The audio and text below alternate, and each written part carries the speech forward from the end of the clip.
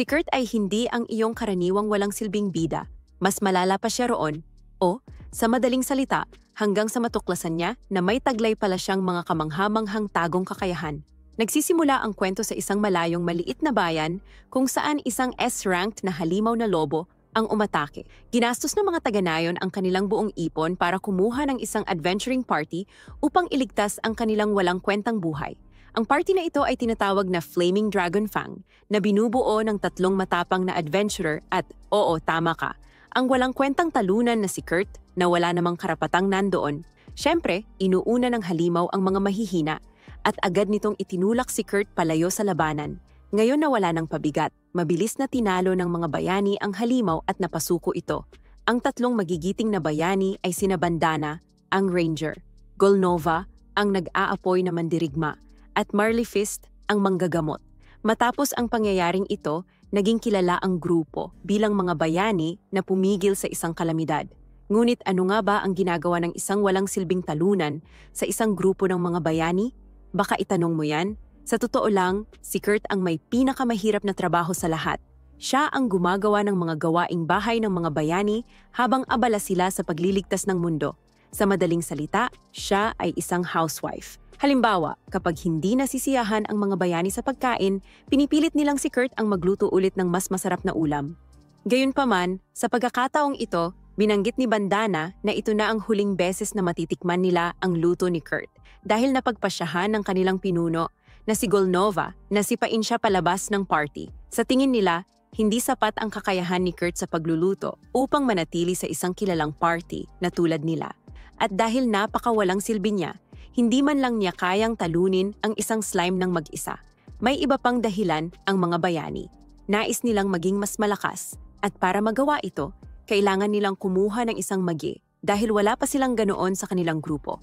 Ngunit dahil sa mga batas ng mundong ito na naglilimita ng bilang ng mga miyembro ng isang party sa 4, wala silang ibang pagpipilian kundi tanggalin si Kurt. Nagmakaawa si Kurt kay Golnova na pag-isipang muli ang kanyang desisyon, ngunit sinipalang siya nito sa sikmura. Wala ni isa sa mga bayani ang naawa sa kanya. Sa halip, pinagtawanan pa siya ng mga ito. At sa gayon, si Kurt ay opisyal nang nawala ng trabaho. Katulad ng karamihan sa inyo na nagsasabing, kapatid bumagsak at unang sa mga video ko. Gayunpaman dahil wala nang mapupuntahan, bumalik si Kurt sa lungsod upang maghanap ng trabaho at nagtungo sa isang lugar na tinatawag na Hello Hello Workstation. Doon sinalubong siya ng isang kakaibang tagatanggap na nangolekta ng kanyang personal na impormasyon at pagkatapos ay nagsagawa ng pagsusulit ng kakayahan upang makita kung gaano siya kalakas at kung mayroon siyang mga nakatagong talento. Karaniwan, ang ranggo ay mula SSS hanggang D. Ngunit nang lumabas ang resulta ni Kurt, nalaman na nakuha niya ang grado na G sa lahat ng pagsusulit na kanyang kinuha, na nangangahulugang wala siyang kahit anong kakayahan sa labanan. Lubos itong kahiya-hiya, ngunit sinabi ng tagatanggap kay Kurt na huwag mag-alala. Tiwala siya na may ilang mga trabahong pangkalakalan na kahit isang talunan tulad niya ay magagawa. Bukod pa rito, may iba pang mga pagsusulit ng kakayahan na maaaring kunin ni Kurt, tulad ng paggawa ng mga sandata o alchemy, kaya hinihikayat siya ng tagatanggap na subukan ang mga ito kaysa sumuko. Sa kasamaang palad, ang mga tekniko na responsable para sa mga pagsusulit na iyon ay kasalukuyang nasa pahinga, kaya't kailangang maghintay si Kurt hanggang sa susunod na linggo upang kunin ang mga ito. Matapos malaman na nangangailangan ng pera ang bata ngayon, nagpasya ang tagatanggap na italaga siya sa isang trabaho sa konstruksyon at ipinadala siya sa kalapit na bayan bilang isang manggagawa upang tumulong sa pagkukumpuni ng mga pader ng bayan. Agad na nagtungo si Kurt at nakipagkita sa isang tagakuha ng manggagawa. Nalabis na nadismaya nang makita na ang istasyon ng trabaho ay nagpadala ng isang payat na bata sa kanya. Ngunit dahil kulang ang kanyang grupo ng mga manggagawa, hindi na siya nagreklamo pa at binigyan si Kurt ng gawain na gumawa ng semento sa lupa at pagkatapos ay ayusin ang mga pader gamit ito. Nagpasya si Kurt na ibuhos ang kanyang mana upang mapatibay ang semento, kahit na walang binanggit ang tagakuha ng manggagawa tungkol doon at agad siyang nagsimulang magtrabaho. Bumalik ang tagakuha ng manggagawa makalipas ang 3 oras at lubos na namangha nang malaman na naayos ni Kurt ang isang katlo ng kanlurang pader ng mag-isa. Wala namang kahit anong kagamitan si Kurt, kaya't nagtataka ang tagakuha ng manggagawa kung paano nagawa ng bata iyon. Ipinaliwanag ni Kurt ang proseso, ngunit hindi pa rin maunawaan ng tagakuha ng manggagawa kung paano ito nangyari. Gayunpaman, dahil mahusay si Kurt sa gawaing ito, napagpasyahan ng tagakuha ng manggagawa na kunin siya bilang permanenteng empleyado at binigyan siya ng malaking halaga ng pera bilang bayad, na sinasabing may bonus siya para sa mahusay niyang pagganap. Lubos itong nagbigay ng motibasyon kay Kurt na magbigay ng mas pinakamahusay na pagsisikap. Sa loob ng susunod na 3 araw, naayos ni Kurt ang kanlurang at hilagang mga pader ng mag-isa. Ngunit sa halip na humanga, nainis ang tagakuha ng manggagawa at tinanggal siya. Ipinaliwanag niya na ang pagkukumpuni ng mga pader ay nilikha upang magbigay ng trabaho sa mga nahihirapan sa pinansyal. At kung magpapatuloy si Kurt sa pagtatrabaho roon, mawawalan na ng trabaho ang iba. Naniniwala ang tagakuha ng manggagawa na si Kurt ay may mga kasanayan sa paggawa na karapat-dapat sa ranggong SS. Kaya pinayuhan siya ng tagakuha ng manggagawa na maghanap ng trabaho sa kabisera at pinaalis siya pagkatapos ibigay ang bayad para sa araw na iyon. Hindi maintindihan ni Kurt kung totoo ba ang sinabi ng tagakuha ng manggagawa o kung simpleng pambobola lang ito, kaya't nagtungo siya sa workstation upang humingi ng gabay mula sa tagatanggap. Hindi pa rin dumarating ang mga tekniko, kaya't kakailanganin niyang maghintay ng ilang araw pa bago makuha ang kanyang pagsusulit ng kakayahan. Ngunit dumating ang isang oportunidad sa anyo ng isang babae na nagngangalang Yulicia, na desperadong nangangailangan ng isang minero. "Hintay, ikaw ba yan, Drake?" Biro lang lumapit si Kurt kay Yulicia na sinasabing dati na siyang nagtrabaho sa minahan. Ayaw sanang kumuha ni Yulicia ng isang payat at mukhang walang silbing bata. Ngunit sa parehong oras, wala siyang sapat na pera upang kumuha ng isang matipuno at malakas na duwende. Dahil limitado ang kanyang mga pagpipilian, napagdesisyonan niyang kunin si Kurt. Habang umaalis si Kurt kasama si Yulicia, nalaman ng tagatanggap na binayaran si Kurt ng napakalaking 200 gintong barya ng tagakuha ng manggagawa sa konstruksyon, na ikinagulat niya at nagtaka kung paano ito posible. Sa sobrang pagkabigla, nawalan siya ng balanse at natumba sa isang tumpok ng mga sako ng buhangin na ginagamit upang sukatin kung gaano kalakas ang mana ng isang tao. Ipinaliwanag ng kasama niya na habang mas maraming mana ang mayroon ng isang tao, mas bumibigat ang mga sako na ito. Ngunit ang problema ay wala pang sinuman ang naging sapat na malakas upang ma-activate ang mga ito, kaya't itinuturing nila itong walang halaga at sinabi sa tagatanggap na ilabas ang mga ito. Habang sinusubukan ng tagatanggap na buhatin ang isa sa mga sako, napansin niya na mas bumigat ito. Naalala niya na kanina ay binuhat ni Kurt ang isa sa mga sako na ito, kaya't napagtanto niya na malamang ay may malaking dami ng mana si Kurt, marahil higit pa sa inaakala nila. Samantala, lumipas ang maraming oras habang naglalakbay si Kurt at ang kanyang employer na si Yulicia patungo sa mga bundok. Nang lumubog ang araw, dinala ni Yulicia si Kurt sa kanyang campsite. Mayroon lamang isang tent, kaya sinabi niya kay Kurt na ibahagi ito kasama niya para sa gabi. Ngunit tumanggi si Kurt, sinasabing hindi siya magiging komportable na manatili ng matagal kasama ang isang kaakit-akit na babae tulad niya. Binanggit pa niya nang may pahiwatig na hindi pa siya nakakakita ng isang taong kasing ganda niya, kahit na naglakbay na siya sa iba't ibang bahagi ng mundo. Dahilan para mamula si Yulicia na parang kamatis. Inakala niya na sinusubukan lang siyang bulahin ni Kurt dahil hindi naman niya iniisip na siya ay kaakit-akit. Upang baguhin ang usapan, binigyan niya ito ng pinakuloang patatas para sa hapunan. Laking tuwa ni Kurt. Matagal na mula noong may nagluto para sa kanya kahit na ito ay simpleng pinakuloang patatas lang. Kumain silang dalawa at lalong sumaya si Kurt sa pakiramdam ng pagiging tinatrato bilang kapantay dahil ang mga dating kasamahan niya sa party ay hindi naman kasamang kumakain sa kanya. Lubos niyang nagustuhan ang luto ni Yulicia at binigyan siya ng maraming papuri. Hula ko may kinalaman ito sa mangyayari ilang sandali pa sa loob ng tent. Kinagabihan, sinubukan ni Kurt ang lahat ng paraan na alam ng sangkatauhan upang makatulog, ngunit nabigo siyang ipikit man lang ang kanyang mga mata. Nagtaka siya kung gising pa rin si Yulicia, kaya bumaling siya upang tingnan ito. Ngunit laking gulat niya nang makita na mahimbing na itong natutulog, na nakabukas pa ang kanyang kumot ng maluwang. Nagulat si Kurt sa nakita at halos mapasigaw, ngunit agad niyang pinigilan ang sarili at sinubukang pakalmahin ang kanyang emosyon.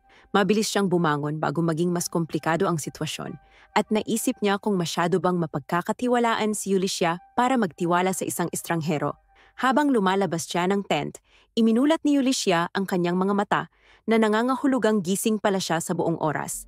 Pagkatapos, ibinunyag niya sa atin na sinadya niyang hindi magsuot ng kahit anong damit upang subukin kung si Kurt ay isang uri ng lalaki na susubukang samantalahin siya. Ngayon na napagtanto niyang mabuting tao si Kurt, makakasama niya ito ng walang anumang pag-aalala sa buong linggo. Binanggit din ni Yulisha na sa tingin niya ay cute si Kurt, kaya naman nais niya rin siyang asarin paminsan-minsan. Aba, Ginang, sigurado ka bang nais mong kumuha ng minor na may O? O baka naman ang ibig mong sabihin ay yung may E? Kinabukasan, nagising si Yulisha, lumabas ng tent, at nakita niyang si Kurt ay mahimbing pa ring natutulog. Napagtatanto niyang nasa labas ito sa kagubatan, buong magdamag. Napansin niya rin ang kanyang balabal na nakalapag malapit doon na may isang nasirang buttons na ngayon ay naayos na. Naisip niya kung mali ba ang taong inupahan niya para sa trabahong ito dahil masyado naman yata itong puki para magtrabaho bilang isang minero. Gayunpaman, ginising niya si Kurt at sinabihan itong maghanda dahil muli silang maglalakbay papunta sa mga bundok. Binanggit din niya na kailangan nilang magmina ng sapat upang kumita ng hindi bababa sa 10 gintong barya bago matapos ang linggo. Nagtanong si Kurt kung napagdesisyonan na ba ni Yulisha kung saan sila maghuhukay at sumagot naman siya na wala pa siyang napili ngunit mas gugustuhin niyang magmina malapit sa kanilang campsite. Hindi sa tingin ni Kurt na magandang ideya ang paghuhukay ng basta-basta dahil napakababa ng tsansa na makahanap ng mga bihirang mineral o kahit anong mineral man lang.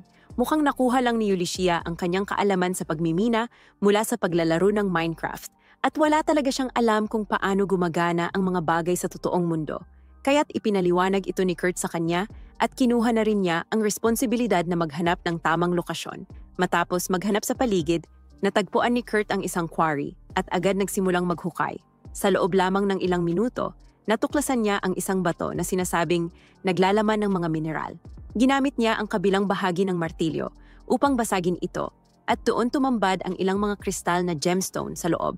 Ang bawat isa sa mga kristal na ito ay madaling maibebenta sa halagang 3 gintong barya at dahil may higit sa 4 dito, nangangahulugan ito na naabot na ni Yulisha ang kanyang target na 10 gintong barya para sa linggo. Pero sabi nga, hindi mo dapat tinatanggihan ang swerte kapag kumakatok ito sa pintuan. Kaya't sinabi ni Yulisha kay Kurt na ipagpatuloy lang ang paghuhukay. Makalipas lamang ang ilang oras, nahukay na ni Kurt ang lahat ng mga gemstone sa quarry. Iminungkahi ni Yulisha na ibenta na nila ang lahat ng mga ito. Ngunit tumutol si Kurt, sinasabing mas maliit ang mga gemstone na ito kumpara sa mga unang kristal na nakuha niya. Naniniwala si Kurt na mas mabuting gawing mga magic crystal ang mas maliliit na gemstone. Ayon kay Yulisha, mayroon lamang wala pang 10 tagagawa ng magic crystal sa buong kaharian na may kakayahang lumikha ng mga ito. At kahit ang pinakamaliit na kristal ay nangangailangan ng mahigit 1 oras upang gawin. Ngunit ginawa ito ni Kurt kaagad na nagpatulala kay Yulisha. Ipinunto niya ito kay Kurt, ngunit hindi niya inakala na may espesyal na talento si Kurt. Sa halip iniisip ni Kurt na gumagamit lang ng isang banal na teknik ang mga tagagawa ng magic crystal. Napagtanto ni Yulisha na hindi talaga magkatugma ang kanilang pag-iisip. Ngunit sa halip na mag-aksaya ng oras sa pagpapaliwanag sa halatang tanga, hinayaan na lang niya si Kurt na magtrabaho ng mapayapa sa natitirang bahagi ng araw. Pagdating ng gabi, napagpasyahan ni Yulisha na bumalik sa lungsod upang ipagpalit ang mga materyales na nakolekta ni Kurt. Samantala, iminungkahi ni Kurt na manatili sa campsite dahil nais niyang gawin ang ilang mga gawaing bahay. Kalaunan, sa lungsod, hinarang si Yulisha ng mga kabalyero at tinanong dahil wala siyang anumang opisyal na dokumento na nagpapatunay kung saan niya nakuha ang mga magic crystal, kaya't naging kahina-hinala ang kanyang kilos. Ayaw ni Yulisha na isumbong si Kurt, kaya ginamit niya ang kanyang nakatagong alas at ipinakita ang isang sagisag sa kabalyero. Ibinunyag niya na isa siyang adventurer na direktang nagsisilbi sa maharlikang pamilya, kahit ang totoo'y dati lang siyang naglingkod sa kanila. Gayunpaman, ginamit niya ang pribilehiyong ito upang kumbinsihin ang kabalyero na payagan siyang gumamit ng teleportation gate dahil kailangan niyang agarang makapunta sa kabiserang Maharlika. Pagdating niya roon, bumisita si Yulisha sa isang tindahan upang ibenta ang mga magic crystal at nalaman mula sa tagapamahala ng tindahan na ang mga ito ay may 10 beses na mas maraming mana kaysa sa karaniwan, kaya ang halaga ng bawat isa ay katumbas ng 10 gintong barya. Sa kabuuan, kumita si Yulisha ng 500 ginto sa pagbebenta ng lahat ng ito. Bago siya umalis, pinayuhan siya ng tagapamahala na huwag ibenta ang mga ito sa ibang lugar dahil maaaring lokohin siya ng iba. Nagtanong din ang tagapamahala tungkol sa gumawa ng mga kristal na ito naniniwalang ang isang taong may ganitong galing ay nararapat lang na nagtatrabaho para sa kaharian. Ngunit si Ulysses, na ayaw ibunyag ang pagkatao ni Kurt nang walang pahintulot nito, ay tumangging sumagot. Hindi sumuko ang tagapamahala at iniutos sa kanya bilang royal court mage na ibunyag kung sino ang gumawa ng mga ito. Ngunit patuloy na tumanggi si Ulysses, kaya't nagbigay ng huling alok ang tagapamahala. Nais nilang italaga si Kurt bilang direktor at honorary count ng kaharian, bagay na lubos niyang ikinagulat. Agad na nagtungo si Ulysses sa workstation, ibinagsak ang kanyang mga kamay sa counter at humingi ng paliwanag mula sa receptionist. Sino ba talaga ang lalaking ito? Gamit ang kanyang autoridad, kinuha ni Ulysses ang mga dating record ni Kurt mula sa receptionist at hindi siya makapaniwala nang makita niyang G-rank lamang ang nakuha nito sa aptitude test. Gayunpaman, ibinigay niya ang 500 gintong barya sa receptionist at iniutos na ideposito ito sa account ni Kurt. Bago umalis, ipinagbawal din niyang magbigay ng anumang impormasyon tungkol kay Kurt sa sinuman. Pagbalik niya sa kampo, nagulat siyang makitang na-transform ni Kurt ang buong lugar na parang isang bukirin sa loob lamang ng wala pang isang araw. Seryoso, sino nga ba talaga ang lalaking ito? Sa susunod na sandali, makikita natin ang grupo ng Flaming Dragon Fangs na nahihirapan laban sa isang higanting nilalang. Humihiling si Golnova na pagalingin siya matapos masugatan sa laban, ngunit hindi talaga ito magawa ni Marlifus. Habang pinipigilan niya ang mga pag-atake ng masasamang puno, tinanong ng pinuno kung hindi ba marunong gumamit ng apoy na mahika ang bagong dating. Ngunit nagrereklamo ang binatilyo na si Golnova mismo ang nagsabi na kaya niya ito. Narinig ni Bandana ang pagtatalo mula sa labas at naisip niya sa sarili na tapos na ang grupong ito. Pagkatapos nito, nagulat si Kurt nang malaman niyang gusto nilang siya ang maging direktor ng Royal Magic Technology Lab, ibig sabihin ay tatanggap siya ng marangal na pagtrato. Ipinaliwanag ni Ulysses na ang taong hiniling niyang mag-eksamin ng mga mahiwagang kristal ay isang mahikero ng korte ng hari bilang libangan. Dahil dito, kinilala ni Kurt na isa itong napakagandang alok, ngunit sa huli ay tinanggihan niya ito. Sa loob-loob niya, iniisip niyang hindi niya nakikita ang sarili sa isang posisyong mas mataas sa iba, bukod pa sa nakukonsensya siya para sa Flaming Dragon Fangs. Sa labas, sinabi niya sa kanyang kaibigan na ang pangunahing papel niya ay magtrabaho roon, at pagkatapos ay tinanong kung sapat ba ang kita mula sa pagbebenta ng mga kristal para sa buwis. Sumagot siya na naibenta niya ito sa magandang halaga, ngunit hindi siya ang lumikha ng mga ito. Sa katunayan, kumuha siya ng kaunting ginto bilang bayad sa pag-asikaso at idiniposito ang natitira sa account ni Kurt. Iniisip niya na hindi naman talaga kailangan iyon, pero iginigiit ni Ulysses na kailangan dahil masyado siyang makokonsensya kung tatanggap siya ng ganoon kalaking halaga.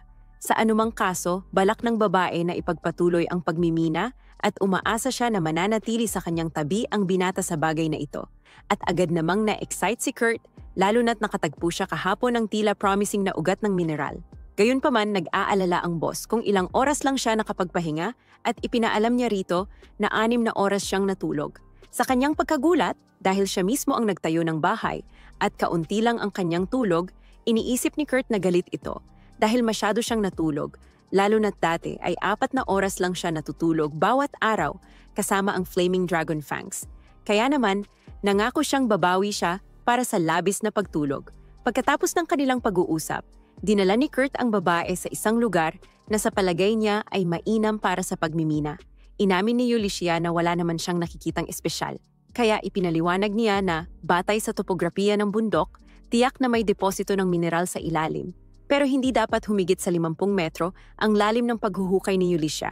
Akala niya ay maghuhukay silang dalawa, kaya ipinaliwanag ng empleyado na plano niyang hukayin ang lugar sa paligid, kung saan niya natagpuan ang malaking kristal kahapon. Makaraan ng ilang oras, nakatagpo ang boss ng isang napakahalagang tupas at napasigaw sa tuwa. Inaakalang ito ay nagkakahalaga ng mga 3 gintong barya, lalo na't gagawin itong mahiwagang kristal ni Kurt ng libre kung hihilingin niya na makakatulong sa kanyang makamit ang target. Dahil dito, nakaramdam siya ng kaunting pagnanasa para sa minero, ngunit agad niya itong pinagalitan ng sarili at itinaboy ang damdaming iyon. May ngiti sa kanyang mukha. Sinundan ni Ulysses si Kurt, iniisip na malamang ay nakagawa na ito ng buong minahan sa ngayon. At totoo nga, nakapagtayo na ang binata ng isang minahan sa maikling panahon. Pumasok si Ulysses at napansin ang labis na liwanag. Saka na itanong sa sarili kung hindi na ba nila kailangan ng parol dahil sa nagniningning na lumot. Kahit papaano, Natakot siya nang mapagtanto niyang napakalawak ng lagusan sa isang surreal na paraan at imposibleng ang batang iyon lang ang nakagawa ng ganoon kalaki sa ganitong kaikling panahon. Sa sandaling iyon, dumating ang binanggit at nagreklamo na puro walang silbing bato lang ang nahukay niya kasama ang maliliit na piraso ng mineral na hinahanap niya. Tiningnan ni Ulysses ang mga walang silbing bato, ngunit kinilala niyang maganda naman talaga ang itsura ng mga ito. Sumang-ayon si Kurt, pero dahil marami ang mga iyon, hindi gaanong mahalaga ang mga batong mithril. Pagkarinig ng pangalan na iyon, hindi makapaniwala ang boss dahil ang mithril ay hindi lamang mas mahal kaysa sa ginto, kundi mas mahal pa sa platinum. Sa pagkamausisa, binanggit ni Kurt na sobrang karaniwan ng batong ito sa nayon na pinanggalingan niya, kaya itinatapon lang ito ng mga tao. Nagulat si Ulysses at tinanong kung anong mineral ba talaga ang hinahanap niya, at sumagot siya na orichalcum iyon. Naalala ng babae na ito ang maalamat na mineral na kilala bilang metal ng mga Diyos, at hindi niya alam na may ganito pala sa bundok na ito.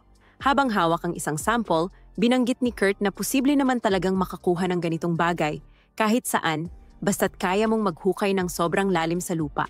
Ngayon, hindi na sigurado ang babae kung ano ang iisipin, kaya tinanong niya kung nagawa ba talaga ng taong ito na humukay ng ganoon kalalim sa loob lamang ng 8 oras tapos ay bumalik pa sa ibabaw. At sumagot siya ng oo na para bang ito ang pinakasimpleng bagay sa mundo. At hindi lang niya hinukay ang butas, isinarapan niya ito dahil masyado itong delikado kung iiwanang bukas. Dahil doon, maingat na pinagmasdan ni Ulysses ang paligid at napansin niyang tinawid ng empleyado ang buong bundok sa pamamagitan ng lagusang ginawa niya. Sa wakas, makalipas ang 2 araw, natapos ni Kurt ang pagmimina at bumalik sila ni Ulysses sa Samala at ang tunel na ginawa niya ay nagawang pagdugtungin ang lungsod na ito at ang lungsod ni Lord Takon. Dahil dito, pinayagan ni Ulysses ang mga miyembro ng Merchants Guild na gamitin ito kapalit ng bayad para sa maintenance at sa pamamagitan ng perang ito ay mababayaran ng babae ang mga buwis. Sa isang punto, habang naglalakad sa kalye, nilapitan si Kurt ni Bandana na nagsabi sa kanya na hindi na siya bahagi ng Flaming Dragon Fangs matapos ang ilang mga pangyayari. Naalala niya na isang araw, kumain si Gulnova sa isang kilalang kainan at umalis ng hindi nagbabayad dahil sa palagay niya ay napakasama ng pagkain. Nang makasalubong niya si Bandana sa kalye, gusto niyang malaman kung meron pa bang natirang smoked meat na niluto ni Kurt, pero naalala niya na kinain na lahat ito ng kanilang team leader. Pagkarinig nito, itinapat ng lalaki ang kanyang espada sa kanyang tauhan at inutusan siyang ibalik ang bata at ayos lang daw na masaktan ito ng kaunti kung tatanggi itong magluto. Kalmado, tiniyak ni Bandana na gagawin niya ang kanyang makakaya at gamit ang kanyang bilis, kinuha niya ang teleportation crystal ng boss ng hindi nagpapaalam. Pagkaalis niya sa eskinita kung saan niya natagpuan si Gulnova, nakita niyang may mga gwardyang naghahanap sa kanya dahil sa gulo sa kainan at naisip niyang masuwerte si Marlifus na tinawag ng simbahan. Sa huli, tama nga siya. Nagkawatak-watak ang grupo at nagpasya si Bandana na dadalawin na lang ang kanilang leader kapag gusto niya. Habang iniisip ito, nagpasya si Bandana na isantabi na lang ang buong gulo at simpleng sinabi na tinanggal siya dahil ayaw rin niyang madamay ang binabantayan niyang tao sa gulong ito. Pagkarinig nito, pinagsisihan ni Kurt na hindi pa siya makabalik sa Dragon Fangs sa ngayon. Sa totoo lang, labis niyang hinahangaan si Gulnova at lubos ang kanyang pakiramdam ng pagkakautang dito. Di kalaunan, binanggit ni Bandana na may kakilala siya mula sa isang pagawaan na nangangailangan ng tulong. Ayon sa kanya, 15 lamang ang mga Eitler Meister na may opisyal na pahintulot sa buong bansa at isa sa mga mahalagang figurang ito ang may problema. Makabubuti kung makakatulong si Kurt. Labis na nagulat at natuwa ang binata na maituring na kapakipakinabang, kaya agad siyang pumayag na tumulong at ibinigay ng babae ang address sa kanya, dahilan para dali-dali siyang tumakbo patungo sa lokasyon. Naiwang mag-isa, naisip ni Bandana na ang pagiging apprentice ng dakilang pantas ay hindi madaling bagay. Habang papunta sa misyon, naalala ni Kurt na ang mga pagawaan na kilala bilang Eitlier ay mga pasilidad na pangunahing gumagawa at nagbebenta ng mga gamot, mahiwagang espada, mahiwagang kagamitan, at katulad na bagay. Ang pinuno ng isang opisyal na kinikilalang Eitlier ay tinatawag na Eitlier Meister at autorisadong bumuo ng mga bagay na ito at itinuturing na may katumbas na ranggo ng isang Viscount. Sa totoo lang, walang kaalam-alam ang binata na may ganoong tao pala sa lungsod na ito. Di naglaon, dumating siya sa address na nakasulat sa papel na ibinigay sa kanya ni Bandana. Mukhang karaniwan lang ang bahay, ngunit may karatulang nakasulat, Atelier Ophelia. Nang kumatok siya, isang napakabatang babae na siguradong masyado pang bata para maituring na master, ang nagbukas ng pinto. Nang makita ang gulat sa mukha ng tao, inisip ng dalaga na ganoon ang reaksyon niya dahil hindi siya sanay makitungo sa mga duwende, kaya ipinaliwanag ng binata na hindi iyon ang dahilan at tinanong kung siya ba ang master ng Atelier. Sinabi niya na siya si Michelle Lalacada, ang assistant ng boss. Sabi ni Kurt na dumating siya para tumulong sa rekomendasyon ni Miss Bandana at ang assistant na tuwang-tuwa na may katuwang na sa wakas ay agad siyang hinila papasok. Pagdating nila sa pinagtatalunang lugar, tinakpan ni Kurt ang kanyang ilong dahil sa mabahong amoy. Ang totoo, kailangan lang talaga nila ng taong maglilinis ng kusina at napangiwi si Kurt nang mapagtanto niyang hindi talaga siya itinuturing, nakapakipakinabang sa direktang pagtulong sa Atelier. Pagkatapos, tinawag si Michelle ng boss at naiwan ang binata na mag-isa sa kalat. Walang pag-aalinlangan, tinapik niya ang kanyang dibdib, nagsuot ng apron at nilinis ang buong gulo sa loob lamang ng 30 minuto. Hindi sigurado sa susunod na gagawin, sinundan niya ang dinaanang landas ni Michelle at hinabol siya hanggang sa kumatok siya sa isang pinto kung saan siya pinayagang pumasok. Ngunit sa loob ay may dalagang nakasuot ng mas kaunting kasuotan kaysa sa nararapat. Litong-lito, tinanong niya kung sino siya at nagpakilala si Kurt ng nagulat, humihingi ng paumanhin sa pagpasok sa ganoong sitwasyon. Hindi naman ito gaanong ininda ng babae at sinabi niyang si Lady Ophelia ay nasa silong. Sa sandaling iyon, napansin ni Kurt ang isang sumpang marka sa tiyan ng babae at nagtanong kung maaari niya itong tingnan ng mas malapitan. Sa kanyang pahintulot, hinawakan niya ang marka at napansin niyang wala itong nararamdamang sakit. Malamang dahil nilamunan ng sumpa ang malaking bahagi ng kanyang katawan, kaya halos wala na siyang nararamdaman. Sa kabutihang palad, gumagana pa rin ang kanyang tiyan dahil umuungol ito sa gutom.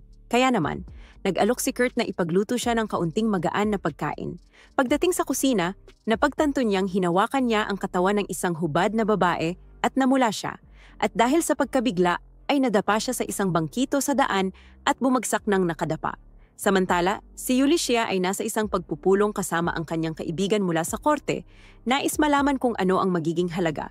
Nag-alok ang dalagang may lilang buhok ng 50,000 ginto para sa mithril at aurichalcum, dahilan upang pagpawisan ng todo ang negosyante sa laki ng halagang binanggit. Tinanong niya kung ano sa palagay ni Mimiko ang maaaring mangyari kapag nalaman nilang umiiral si Kurt. At diretsong sumagot si Mimiko na maaaring madukot o kahit mapatay ang bata. Sa totoo lang, wala siyang ideya kung paanong nanatiling hindi kilala ang isang batang kasing bangis nito sa loob ng ganoong katagal. Binanggit ni Ulysses na natanggal siya mula sa Flaming Dragon Fangs na nagpapaalala kay Mimiko na ang leader ng grupong iyon ay kasalukuyang hinahanap ng mga awtoridad. Nais niyang malaman kung ano ang balak ng kanyang kaibigan para sa bata mula ngayon at umaasa si Ulysses na mailalagay siya sa posisyon ng atelier mister dahil mas mabuting limitahan ang kanyang mga kilos kaysa siya ay mapansin ng lahat. Bukod pa rito, gusto rin sana niyang siya ang ma-hire bilang gwardiya, ngunit wala siyang ideya kung paano niya mapapapayag ang binata, lalo na't wala itong kamalay-malay sa tunay niyang kakayahan. Samantala, si Kurt ay kalmadong naghahanda ng pagkain hanggang mapansin niya ang pagdating ni Michelle kasama ang isang matangkad na babae at kapwa sila humanga sa kalinisan ng kusina. Tinanong niya kung siya ba si Lady Ophelia na agad namang kinumpirma ng babae. Humingi ng paumanhin ang binata sa paggamit ng kusina nang walang pahintulot para lamang makapagluto ng lugaw at ipinaliwanag niyang may batang babae sa silid sa likod na gutom na gutom. Nagulat ang master na nakilala na niya ang batang iyon. Kaya agad niyang nilinaw na hindi dapat pag-usapan ng binata ang tungkol sa kanya kaninuman at nangako si Kurt na mananahimik. Dahil dito, binigyan siya ni Ophelia ng malaking halaga bilang kabayaran sa serbisyo niya ngayong araw at hiniling na bumalik siya bukas sa parehong oras. Pag-alis ni Kurt, pinagsisisihan ng master na pinayagan niyang makipag-ugnayan ang batang iyon sa mga estranghero dahil kailangan niyang gawin ang lahat upang hindi lumala ang sumpa. Pagkatapos, nagtungo si Ophelia sa silid ng nasabing bata dala ang pagkain at hiniling na huwag nitong buksan ang mga kurtina sa paraang ginagawa niya sa mismong sandaling iyon dahil baka may makakita sa kanya. Napansin niyang masyadong maluwag ang suot ng dalaga, kaya lumuhod ang master upang tingnan kung paano aayusin ang kanyang pajama hanggang sa marinig niyang malakas ang pag-ungol ng tiyan ng bata at bigla siyang napatawa. Pagkatapos, tumayo siya upang tingnan kung may lason ba ang pagkain, ngunit iniisip ng dalaga na hindi na ito kailangan, lalo na't ang binatang iyon ang nagluto. Ang kutob niya ay may mabuting puso ang binata at hindi ito gagawa ng masama. Napagpasyahan niyang sira na rin naman ang kanyang katawan dahil sa sumpa at hindi na kailangan ng anumang lason upang tapusin siya sa puntong ito. Tungkol naman sa sumpa, hindi alam ng dalaga kung sino ang nagtapon nito sa kanya, kaya inamin niyang buong buhay niya ay pinagdududahan niya ang lahat ng tao. Ngunit ngayon, kahit minsan lang, nais niyang magtiwala ng buo sa isang tao. Pagkasabi niya nito, naamoy niya ang kaaya-ayang halimuyak ng lugaw at naisip na maaaring naglagay ng mga halamang gamot ang nagluto. Sa unang subo pa lamang, agad siyang na-in-love sa lasa at naramdaman niyang uminit ang kanyang puso. Nang makitang maayos ang lahat, nakahinga ng maluwag si Ophelia at tumungo na sana sa pinto. Ngunit biglang nabilaukan ang batang babae at bumagsak sa sahig. Iniisip ni Ophelia na baka nga nalason ang pagkain, kaya sinimulan niyang sisihin ang sarili sa pagiging pabaya. Habang nilalamon ng matinding galit kay Kurt, nagmadaling kumuha ng antidote ang ginang, ngunit biglang tumayo si Les at sinabing gumaling na siya sa hindi malamang dahilan. Totoo nga, tuluyan nang naglaho ang sumpang marka sa kanyang katawan na lubhang ikinagulat ni Ophelia. Samantala, isang lalaki na nakasuot ng itim na balabal ang agad na naghinanakit sa kanyang amo dahil nabasag ang sumpa at nangakong muli itong babalangkasin. Gayunman, sinabi ng kanyang nakakataas na hindi na sila maghihintay pa at nagpasya na silang gumamit ng ibang paraan. Sa anumang paraan, kailangang mamatay si Lady Liselot. Sa gitna ng lahat ng ito, dinalaw ni Ophelia si Mimico dahil sa grabing sitwasyon at napansin ang presensya ni Ulysses, ang dating adventurer ng maharlikang pamilya. Inalis ni Lady Liselot ang kanyang hood at agad lumuhod sina Ulysses at Mimico sa harap ng maringgal na presensya ng ikatlong prinsesa. Akala ni Mimico ay may sakit ito, ngunit ipinaliwanag ni Ophelia na isinumpa ang prinsesa ng isang taong nais siyang patayin dahil si Lis lamang ang nag-iisang anak na isinilang mula sa unyon ng kanyang maharlikang kamahalan at ni Prinsesa Francoise, ang babaeng pinakasalan niya mula sa silangan, mula sa imperyong Gurumaku.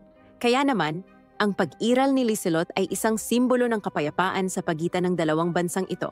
Mula rito, naisip ni Ulysses na may isang taong nais sirain ang mapayapang ugnayang ito at idinagdag ni Ophelia na sa pagtatapos ng digmaan ng kanilang bansa laban sa hilagang kaharian, tiyak na may mga taong nais muling maghasik ng alitan.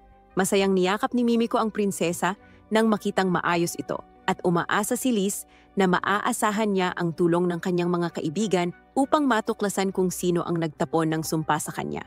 Tungkol naman dito, tiniyak ni Mimico na ang kanyang katapatan ay nasa prinsesa at sa namayapang kamahalan na si Francoise. Pagkasabi niya nito, nagulat siya na nabasag ni Lis ang ganoong makapangyarihang sumpa at masayang ibinahagi ng prinsesa na lahat ng ito ay dahil sa isang lalaking nagngangalang Kurt na labis na ikinagulat ni Mimico at Ulysses. Bagaman hindi ito maaaring iwan sa usapan, hindi pa rin makapaniwala si Ulysses na ang simpleng lugaw ni Kurt ay sapat na upang mabasag ang makapangyarihang sumpa ni Prinsesa Liselot. Ang katotohanang nasangkot si Kurt sa lahat ng ito sa loob lamang ng isang araw mula nang sila'y magkahiwalay ay lalo pang ikinagulat ni Ulysses. Paglipat sa ibang paksa, may mga pinaghihinalaan si Mimico na maaaring nasa likod ng sabwatan upang patayin si Prinsesa Liselot. Dahil sa ang pag-atake ay nasa anyo ng isang sumpa, napagpasyahan ni Mimico na ang may sala ay dapat may kakayahang manggulo sa mga anti-curse ward na nakalagay sa buong palasyo at ayon sa kanyang impormasyong mula sa loob, may 3 taong may kakayahang gawin iyon. Ang unang pinaghihinalaan ay si Sanova Riscats, ang unang general ng hukbong ekspedisyon ng kaharian. Ang pangalawa ay isang lalaking mukhang buong buhay, ay McDonald's lang ang kinakain, si Tristan Manoff, ang obispo ng simbahan ng Poland. At ang pangatlo ay si Isadora Arkmama, ang ikatlong reyna ng kaharian. Ibinigay ni Ophelia ang kanyang opinyon tungkol kay Tristan, na kung siya nga ang may sala, maaaring ginamit niya ang kanyang mga tapat na tagasunod upang guluhin ang mga ward sa silid ni Liselot. Sa kabilang banda, pinaghihinalaan ni Liselot ang kanyang madrasta, ang ikatlong reyna, sa pagsasabing may kalayaan itong gumala sa loob ng palasyo at madaling makakapasok ng hindi napapansin. Gayunpaman, wala ni isa sa kanila ang naghihinala kay General Sanova dahil wala itong anumang kakayahang mahika. Ngunit hindi sang-ayon si Ulysses at itinuturo niyang may malalim na ugnayan si Sanova sa Thieves Guild, isang grupong kilala sa pagkuha ng mga lihim na impormasyon. Maaaring ginamit niya ang kanilang tulong upang guluhin ang mga ward, kaya't lalong mahirap tukuyin kung sino talaga ang salarin. Iminungkahi ni Ophelia na magtayo sila ng bitag sa pamamagitan ng paglikha ng isang Peking Eight-Layer, isang workshop na pamumunuan ng isang Peking Eight-Layer Maester. Sa pagkakataong ito, kakalampas lang ni Liselet sa edad na kinikilala bilang pagtuntong sa hustong gulang. Kinabibilangan ng mga edad 15 sa mundong ito. Ayon sa tradisyon, kailangan na niyang lisanin ang palasyo upang magsanay sa loob ng isang taon. Kaya't balak ni Ophelia na ipadala siya sa Peking Eight-Layer na ito at gagawin nilang pampublikong kaalaman na doon siya magsasanay. Sa bandang huli, susubukan muling saktan siya ng salarin, ngunit bago pa ito makakilos, kakailanganin muna nitong mangalap ng impormasyon tungkol sa Eight-Layer Maester. Upang hadlangan ito, kailangan nila ng isang taong tila hindi umiiral, isang taong walang nakakaalam ng anuman tungkol sa kanya. Sa ganitong paraan, mapipilitang magsaliksik ng husto ang salarin, paulit-ulit na susubukang alamin kung sino ang Maester. Sa paggawa nito, tiyak na mag-iiwan sila ng bakas, mga palatandaang maaaring gamitin ni na Ophelia, at ng iba pa upang matukoy kung sino sila. Ang tanging problema na lang ngayon ay kung sino ang dapat nilang piliing gumanap bilang 8-layer Maester. May naiisip na agad si Yulisha na perpektong tao para dito. Ipinakita niya kay Ophelia ang dekalidad na magic crystal na ginawa ni Kurt, na agad nagpagtanto sa lahat na hindi lang siya akma para sa papel. Sobra pa nga ang kanyang kwalifikasyon. Kinabukasan, nagtungo si Kurt sa workshop ni Ophelia, ngunit sarado ito sa hindi malamang dahilan. Dumating si Michelle makalipas ang ilang sandali at sinabi sa kanya na ang kanyang master, si Ophelia, kasama ang prinsesa, ay umalis kahapon. Pinayuhan niya si Kurt na bumalik na lang kinabukasan. Dahil sa kawalan ng tiwala sa sarili, agad na inisip ni Kurt na baka may nagawa siyang mali kaya isinara ni Ophelia ang tindahan at bagamat hindi naman siya lubusang nagkakamali, hindi rin naman iyon talaga ang dahilan. Dahil wala siyang magawa, nagtungo si Kurt sa isang kainan, kung saan narinig niyang pinag-uusapan ng isang grupo ng adventurer ang problema nila. Tumanggap sila ng quest na nangangailangan ng porter, pero wala silang kasama at hindi nila maaaring kanselahin ang quest dahil wala silang pambayad sa cancellation fee. Dahil desperado si Kurt na makahanap ng trabaho, nilapitan niya ang grupo at inalok ang sarili bilang porter, agad na nagbabala na wala siyang kakayahan sa pakikipaglaban.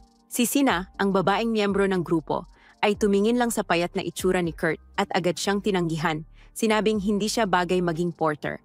Ngunit ang kanyang kuya na si Kans, na may mabibigat na armor, ay nagpasya na bigyan ng pagkakataon si Kurt at ipinaliwanag sa kanya ang tungkol sa trabaho.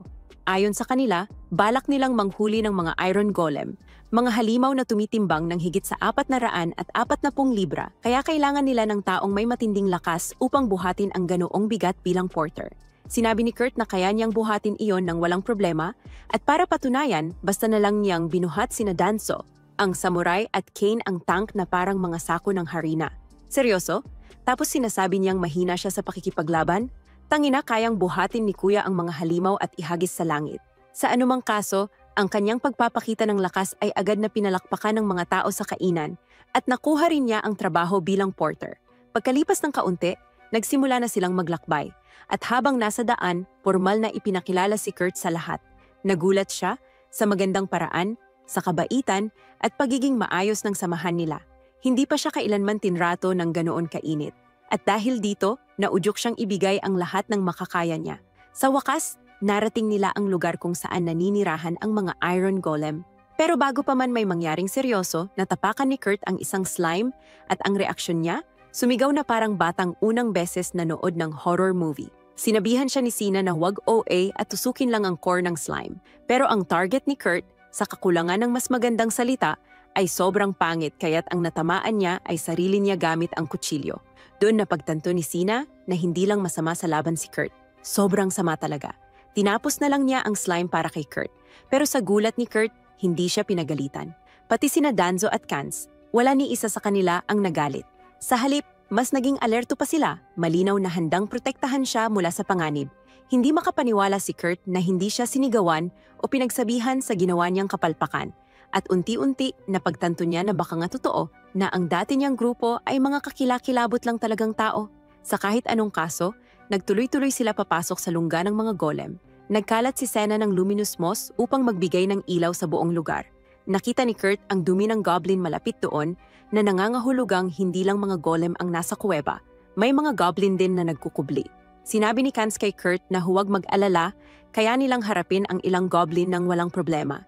Lumalim pa sila sa kuweba at unti-unting nagmukha na itong parang isang dungeon. Napansin ni Kurt na may kakaiba sa mga pader, pero bago pa man niya ito masiyasat, biglang may lumabas na goblin.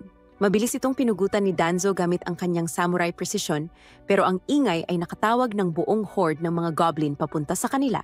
Napagtanto ni Sina na wala silang laban sa isang direktang sagupaan. Ang pinakamainam nilang gawin ay tumakbo. Habang abala silang nagpapanik, si Kurt, na noon ay iniinspeksyon ng mga pader, ay nakahanap ng isang lihim na lagusan. Agad niyang ipinaalam ito sa grupo at siya at si Sina ay mabilis na pumasok sa loob. Pagkatapos nilang makapasok, isinara ni Sina ang pinto na nag-iwan kina Kans at Danzo sa kabila. Nagpa siya ang dalawa na maiwan upang harangin ang mga goblin para makaligtas sina Kurt at Sina. Patuloy na naghahanap si Sina ng paraan upang makalabas sila, ngunit narinig niya ang boses ni Danzo at Kan na nagsasabing napakarami ng mga goblin at wala nang paraan para makatakas habang sinusubukang protektahan sila. Sumigaw si Kan na dapat na silang umalis. Walang duda na alam ni Kurt na mahina siya sa pisikal, pero hindi niya iniisip na isa siyang duwag. Sumigaw siya at sinabi na dapat hayaan silang sumali sa laban, pero tiningnan lang siya ni Sina na parang wala sa katinuan at pinaalalahanan siyang ni Slime nga ay hindi niya kayang labanan. Anong silbi niya sa grupo kung mananatili siya at magiging dahilan lang ng pagkatalo nila? Nadismaya siya bilang isang taong laging mababa ang tingin sa sarili, lalo siyang pinanghinaan ng loob. Pero hindi rin naman mali si Sina, ilang minuto lang ang nakalipas ng tulungan nila siyang patayin ang isang slime. Narinig niya sina Danzo at Kan na nagsasabing kahit mamatay sila, alam nilang mamamatay silang may pinoprotektahan. Nagdulot ito sa kanya ng saya. Ibig sabihin, may taong tumuturing sa kanya bilang kaibigan at handang mamatay para sa kanya. Nagtaka siya kung bakit siya itinuturing na kaibigan, pero masaya siya.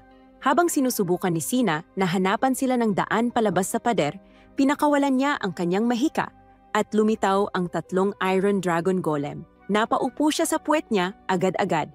Ibig bang sabihin nito dito na matatapos ang lahat? Habang nakaharap sa kamatayan, nasa labas naman sina Lislot at Yelitia na naghahanap sa kanya. Si Lislot, sa kanyang bahagi, ay sabik na makita ang lalaking nagbalik ng kanyang buhay. At pumasok sila sa guild, nagulat sila nang malamang sumama ito sa pangkat ng seguridad upang makipaglaban. Alam ni Yelitia na ang partikular na bundok na pinasok nila ay puno ng mga goblin at halos imposibleng makaligtas doon. Sinabihan niya si Lislot na manatili at hayaan siyang maghanap, pero tumanggi si Lislot. Bakit siya papayag na mawala ang pagkakataong mailigtas ang taong minsan na ring nagligtas sa kanya? Mabilis siyang tumakbo kasama si Yelitia papuntang bundok. Sinisikap sundan ang mga yapak upang matunton kung nasaan si Kurt. Nang matapos na ang mga yapak sa bato, ginamit niya ang kanyang matalas na pang-amoy upang sundan ang kanyang bakas sa bundok. Ito ang nag-iwan kay Yelitia ng isang kaisipan. Nakilala ni Lislot ang amoy niya. Ibig bang sabihin nito na naging malapit na talaga sila sa isa't isa? Hindi ko masasabi na mali siya. Nakita niya ang hubad na katawan ni Lislot. Habang naghahanap ang 2 babae sa kanila, nananatili si Senyor na nakahiga sa sahig, binibigkas ang kanyang huling mga salita. Yung klase ng mga salitang sinasabi kapag alam mong nalalapit na ang kamatayan mo. Humingi siya ng tawad kay Kurt dahil nadamay siya sa pakikipagsapalaran. Ngunit nagtaka si Kurt kung bakit ganoon ka-emosyonal si Senyor. Sinabi niya na wala namang sobrang seryoso sa nangyayari at kaya naman nilang magbukas ng daan at umalis. Anong daan ang lilinisin? May mga golem sa paligid. Hindi na siya sumagot at diretsong tumalon sa aksyon. Gamit ang kanyang kakayahan, tinamaan niya ang buntot ng unang golem. Pagkatapos ay ang likod nito at boom, bagsak ang golem. Nai-imagine ko ang iniisip ni Senyor sa mga sandaling iyon. Hindi ba't ito rin ang batang tinulungan kong patayin ang isang slime? Gamit lang ang isang maliit na kutsilyo, tinapos niya ang lahat ng mga golem. Nang ipahayag ni Senyor ang kanyang pagkabigla habang nakaupong lupaypay sa sahig, nagkibit balikat lang si Kurt, sinasabing hindi naman ito malaking bagay. Sanay lang daw siyang pumatay ng mga golem kasi siya ang nagmimina ng mga ito. Hindi lang pala siya medyo hangal, mukhang mababa rin ang tingin niya sa sarili. Ngunit kahit ganoon, napakamatulungin at maunawain niya sa iba. Sa gitna ng pagkabigla ni Senyor, biglang sinipa ni Yelitia ang pader at pumasok. Siguro inaasahan niyang siya ang magiging tagapagligtas nila, pero paano mo ililigtas ang taong nailigtas na ang sarili niya? Napatingin siya sa gulat habang isinasalaysay ni Senyor ang lahat ng nangyari. Lumabas si Kurt mula sa gitna ng mga patay na golem, yakap-yakap si Yulisha at nakiusap na iligtas sina Danzo at Kants. Sinabi niyang siya lang ang dahilan kung bakit napasok sila sa kaguluhang iyon, dahil wala siyang silbi. Kung siya ang definisyon ng pagiging walang silbi, gusto ko na ring maging ganoon. Sa lahat ng ginawa niya, naalala ni Yulisha ang alamat tungkol sa isang particular na S-rank adventurer. Naisip niya kung siya na nga kaya ang adventurer na matagal na nilang hinihintay. Dumating din si Lyslot at agad namang kumislap ang kanyang mukha nang makita siya. Tiniyak nila kay Kurt na ligtas sina Danzo at Kants at wala na siyang dapat ipag-alala. Nagtipon ang buong grupo at nagpasalamat sina Danzo at Kants kay Yulisha sa pagpunta para iligtas sila. Ibinunyag ni Yulisha ang kanyang tunay na layunin. Balak niyang magbukas ng bagong atelier at gusto niyang makatrabaho si Kurt doon. Alam niyang hindi maniniwala si Kurt na ganoon siya kagaling at baka tanggihan nito ang alok kaya agad niyang binanggit na siya ay inirekomenda ni Ophelia. Masaya si Kurt sa ideya ng pagtanggap pero ayaw niyang iwan ang bagong team na sinalihan niya. Ang sigaw ni Kant ang nagpabalik sa kanya sa realidad. Tinanong ni Kant kung bakit niya iiwan ang napakagandang oportunidad para lang manatili sa kanila. Dahil halatang naging komportable na siya sa grupo, inalok din ni Yulisha ang iba na sumali sa atelier. Bago siya umalis, sinabi niya kay Kurt na hindi pa nasusukat ang kakayahan nito at dahil sasali siya sa atelier, kailangan muna nila itong masukat. Habang umaalis ang Sakura team para ipagdiwang ang bago nilang appointment, nakipagkita si Kurt kay Mimiko para sa pagsusuri. Excited si Mimiko na siya ang magtetest kay Kurt at ipinakita niya ito. Matapos ang pagsusulit, dumating si Yulisha para tanungin ang resulta. Sa totoo lang, excited din akong marinig ang resulta. At oo, ito mismo ang inaasahan ng lahat. Bagamat sa karaniwang pagsusuri ay lumalabas na B-rank siya sa pagluluto, paglilinis, at pagmimina, at C-rank sa iba pang kasanayan, ang Hello World Ranking na nagpapakita ng tunay na ranggo ng mga adventurer, ang nagbunyag ng kanyang tunay na antas. SSS rank siya sa lahat ng kasanayan at kapangyarihan. Sa katunayan, sa larangan ng mahika, mas mataas pa ang ranggo niya kaysa kay Mimiko. Inamin ni Mimiko na kapag nalaman ng ibang tao ang kanyang kakayahan, malalagay siya sa panganib. Maari pa nga siyang mapatay, kaya mas mabuting manatiling lihim ito sa lahat. Sa tingin ko, wala silang dapat ikabahala dahil ni si Kurt mismo ay walang kaalam-alam kung gaano siya kalakas. Gayunpaman, narinig ni Kershel ang kahangahangang resulta at agad niyang tinakpan ang kanyang mga tainga. Hindi dapat marinig na alam niya ang ganoong delikadong impormasyon. Excited ako sa kung anong naghihintay para kay Kurt sa hinaharap. Sana, dumating ang araw na maging mulat siya sa sarili niyang kakayahan. Makalipas ang ilang sandali, namangha si Kurt sa bilis ng karwaheng sinasakyan niya. Ipinaliwanag ni Yulisha na ang karwahe ay inayos gamit ang natatanging autoridad ng isang Eitlermeister at idinagdag ni Liz na sa katunayan, walang mga bato ng teleportasyon sa bayang patunguhan nila. Tungkol naman sa bayang iyon, naalala niya na ito ay isang base militar sa hangganan ng lupain ng mga demonyo. At kahit na wala pang naitalagang bagong gobernador, isa itong napakahalagang lungsod na tumatanggap ng tulong mula sa alyansa. Ikinagalak ni Danzo na sila ang magiging mga personal na adventurer para sa isang bagong tayong Aitlir sa isang mahalagang lungsod. Dahil doon, tinanong ni Kans kung ano ang gagawin nila tungkol kay Baybinok at hiniling ng samurai na ipaubaya na lamang sa kanya ang usaping iyon. Pagbabago ng paksa, gusto niyang malaman kung anong uri ng tao ang Eitlermeister. At sa pagkakita sa hirap ni Yulisha sa pagpapaliwanag, napagpasyahan ni Sina na ang mga taong ito ay hindi kumuha sa grupo nila dahil sa kanilang kakayahan, kundi para patahimikin sila. Gayunpaman, kung kinakailangan, handa siyang gawin ang lahat upang protektahan ang kanyang kapatid at si Danzo. Makalipas ang ilang oras, dumating ang karwahe sa pader na tinulungan ni Kurt na muling buuin ilang araw na ang nakalipas, dahilan upang makaramdam siya ng panlulumo. Tinanong ni Liz kung bakit, at ipinaliwanag niya na tumulong siyang ayusin ang pader, ngunit tinanggal siya sa trabaho matapos lamang ang 3 araw. Kapansin-pansin, tila hindi gaanong umusad ang gawain matapos umalis ang binata sa lugar at inakala ni Yulisha na marahil ay inaayos nila ito sa ibang paraan. Walang pag-aalinlangan, pinangunahan ng babae ang kanyang mga kasamahan patungo sa lugar na magsisilbing base ng Eitlir. Tumutol ang grupo at sinabing mukha itong bakanteng lote, kaya ipinaliwanag niya na maghihintay sila sa bahay panuluyan hanggang sa maging handa ang lahat. Kasunod nito, tinanong niya kung kayang buuin ni Kurt mag-isa ang Eitlir, isang tanong na nagpatahimik sa buong grupo ni Sakura. Ipinaliwanag ni Kurt na kakayanin niya kung kubong gawa sa troso lamang.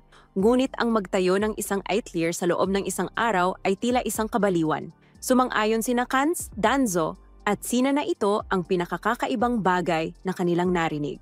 Pagkatapos, idinagdag ni Kurt na kakailanganin niya ng 2 pang araw upang tapusin ang trabaho, na muli na namang nagpatahimik sa grupo ni Sakura.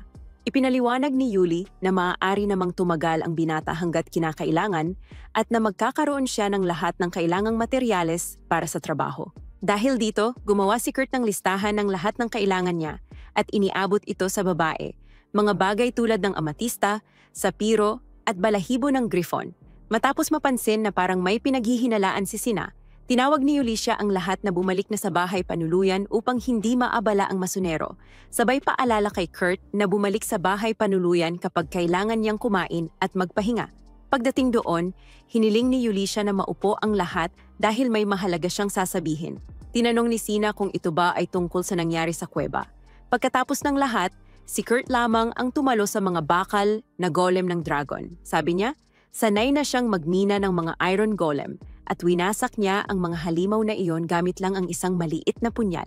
Habang iniisip ito, iginiit ni Sina na sabihin ni Yulisya kung sino talaga ang lalaking iyon at kung sino si Liz sa katotohanan. Una sa lahat, ipinakilala ni Yulisya ang sarili bilang isang adventurer na dating nagsilbi sa pamilya ng hari.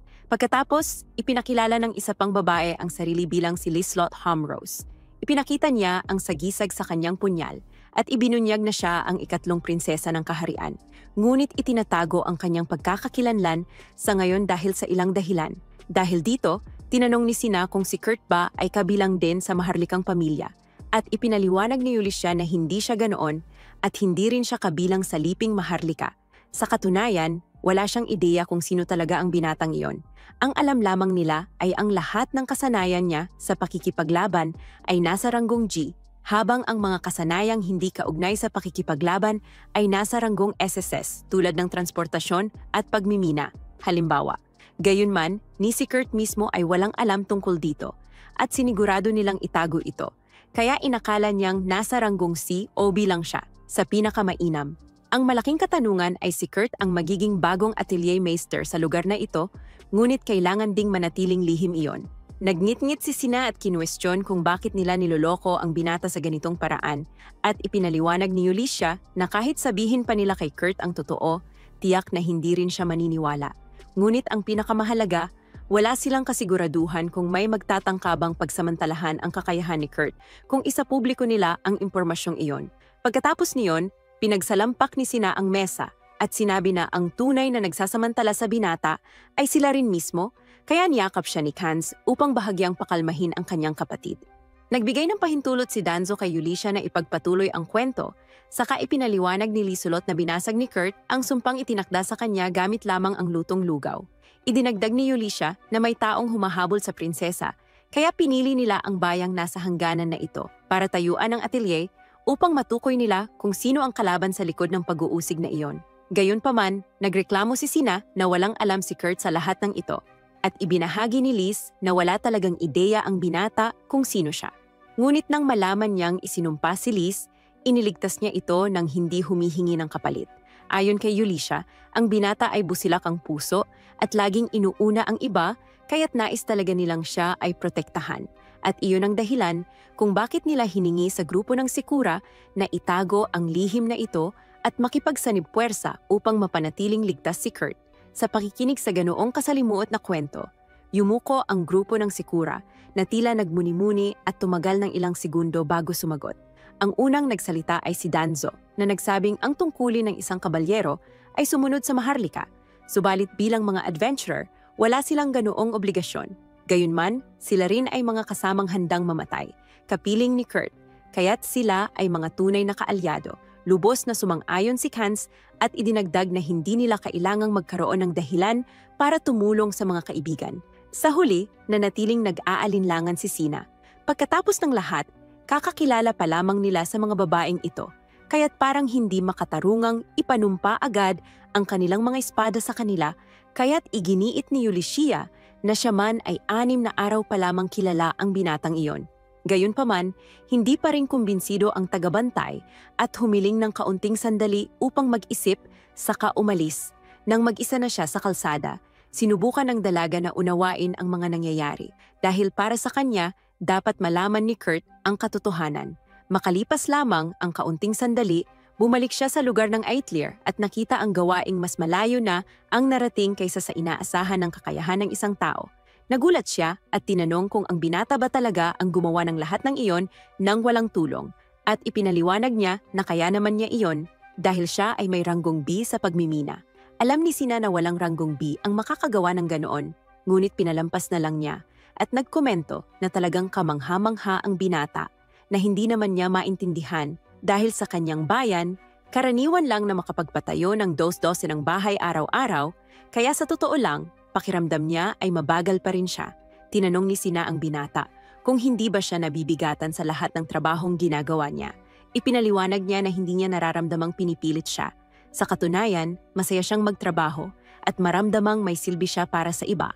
Isinasaalang-alang na tinawag siyang walang silbi araw-araw ng kanyang dating mga kakampi hanggang sa tuluyan siyang palayasin sa grupo. Sa pagkarinig nito, naalala ni Senyor ang sinabi ni Yulisha na si Kurt ay isang binatang may busilak na puso at unti-unti na niyang nauunawaan ang pananaw nito. Dahil doon, buong tapang na idiniklara ng adventurer na simula sa araw na iyon, opisyal na silang magkaibigan ni Kurt. Samantala, nakaupo si Danzo sa isang upuang parke nang huminto ang isang karwahe sa harap niya. Nakaupo sa likod niya at nagtatrabaho bilang impormante, sinabi ni Bandana na nakuha na niya ang karamihan sa mga detalye. Si Baybinok, na kilala rin bilang ang lalaki ng 1,000 mukha, ay tumatanggap ng mga misyon mula sa mga kontrabida bago sumingit sa isang grupo ng mga adventurer. Sa madaling sabi, isa siyang tusong nilalang na nakasira na ng maraming grupo, ngunit mukhang tinanggap niya ang huling misyong ito upang pabagsakin ang grupo ng Sakura dahil may isang karibal na grupo na nagtanim ng galit matapos maagawan sila ng misyon na nais nilang kunin. Ipinadala si Baybinok dahil dito at ang mga detalye ng sitwasyon ay nasa papel na inabot ni Bandana sa samurai. Kinagabihan, sa isang tavern sa lungsod ng Samala, may isang lalaki na nambabastos ng isang waitress sa isang mapanghamak na paraan at matapos mabigong makuha ang gusto niya mula rito, napabulong siya sa sarili na hindi niya inasahan ang pagkaligtas ng mga tarantadong Sakura.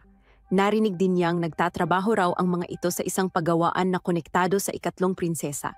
Kaya kung mapupuksan niya ang mga dagang iyon, tiyak na malaki ang kanyang kikitain. Nakaupo sa likuran niya, nagkomento si Danzo na mukhang napakakinabang na plano iyon at biglang nagtawanan ang lalaki sa kayabangan, sumang-ayon dahil hindi nauubusan ng mga kliyenteng handang sirain ang mga nagawa ng munting prinsesa. Habang tinatapos ng lalaki ang kanyang pangungusap, saka lamang niya napagtanto na ang kausap niya ay walang iba kundi si Danzo, na tinanong kung hindi ba sobra ang iniinom ni Baybinok bilang pagdiriwang ng kanyang paggaling. Sa harap ng sitwasyon, dali-daling tumakbo palabas ng tavern si Baybinok, galit na nadiskubre ng samurai ang kanyang plano. Bigla siyang natapilok sa isang kable na sinadyang ilagay sa kanyang daraanan. At saka lumitaw ang adventurer Bitbit ang kanyang katana na inaming ang dati niyang kasamahan ay palaging tuso. Kaya imposibleng hindi nito alam ang tungkol sa isang kolonya ng mga goblin. Nanumpa si Baybinok na wala siyang alam at nakiusap na patawarin siya dahil naging magkakampi sila noon, ngunit itinaas ni Danzo ang kanyang espada at itinutok ito sa leeg ng lalaki. Malinaw na ipinapahiwatig na ang dating miyembro ng Sakura ay hindi na dapat lumapit sa mga itinuturing na tunay na kaibigan ng samurai. Kung hindi, siya ay tatagain sa kalahati ng walang pag-aatubili. Habang pinagmamasdan ang pag-uusap, napag-isip-isip ni Bandana na sana ay tinapos na ni Danzo ang target na ito, na maaaring maging banta muli sa hinaharap. Bigla na lamang lumitaw ang 2 lalaking may hood at dinala si Baybinok palayo. Napansin ni Bandana na tila sila ay mga kasapi ng Phantom, ang unit ng intelihensya ni Mimiko, ang 3 court mage. Sa sandaling iyon, tumanggap siya ng sulat mula sa isang uwak na may kinalaman kay Marlifus. Naawa si Bandana sa kanila, ngunit dahil malinaw ang bilin ng kanyang master, na huwag pansinin ang babaeng iyon, nagpasya siyang tumungo sa bayan ni Kurt Rocken. Sa susunod na tagpo, sa isang misteryoso at madilim na lugar sa dulo ng isang lagusan, nakahiga si Marlifus, ang priestess ng Blazing Dragon Fangs, sa ibabaw ng isang napakalaking mahiwagang bilog, na halatang sobrang nanghihina upang makatayo.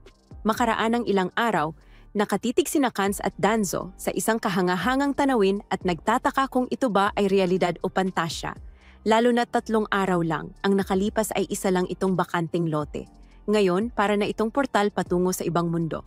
Malapit doon, napansin ni Sina ang isang punong papamomo sa hardin. Dapat ay sa susunod na tagsibol pa lamang ito mamumunga, pero sa di maipaliwanag na dahilan, may bunga na ito ngayon.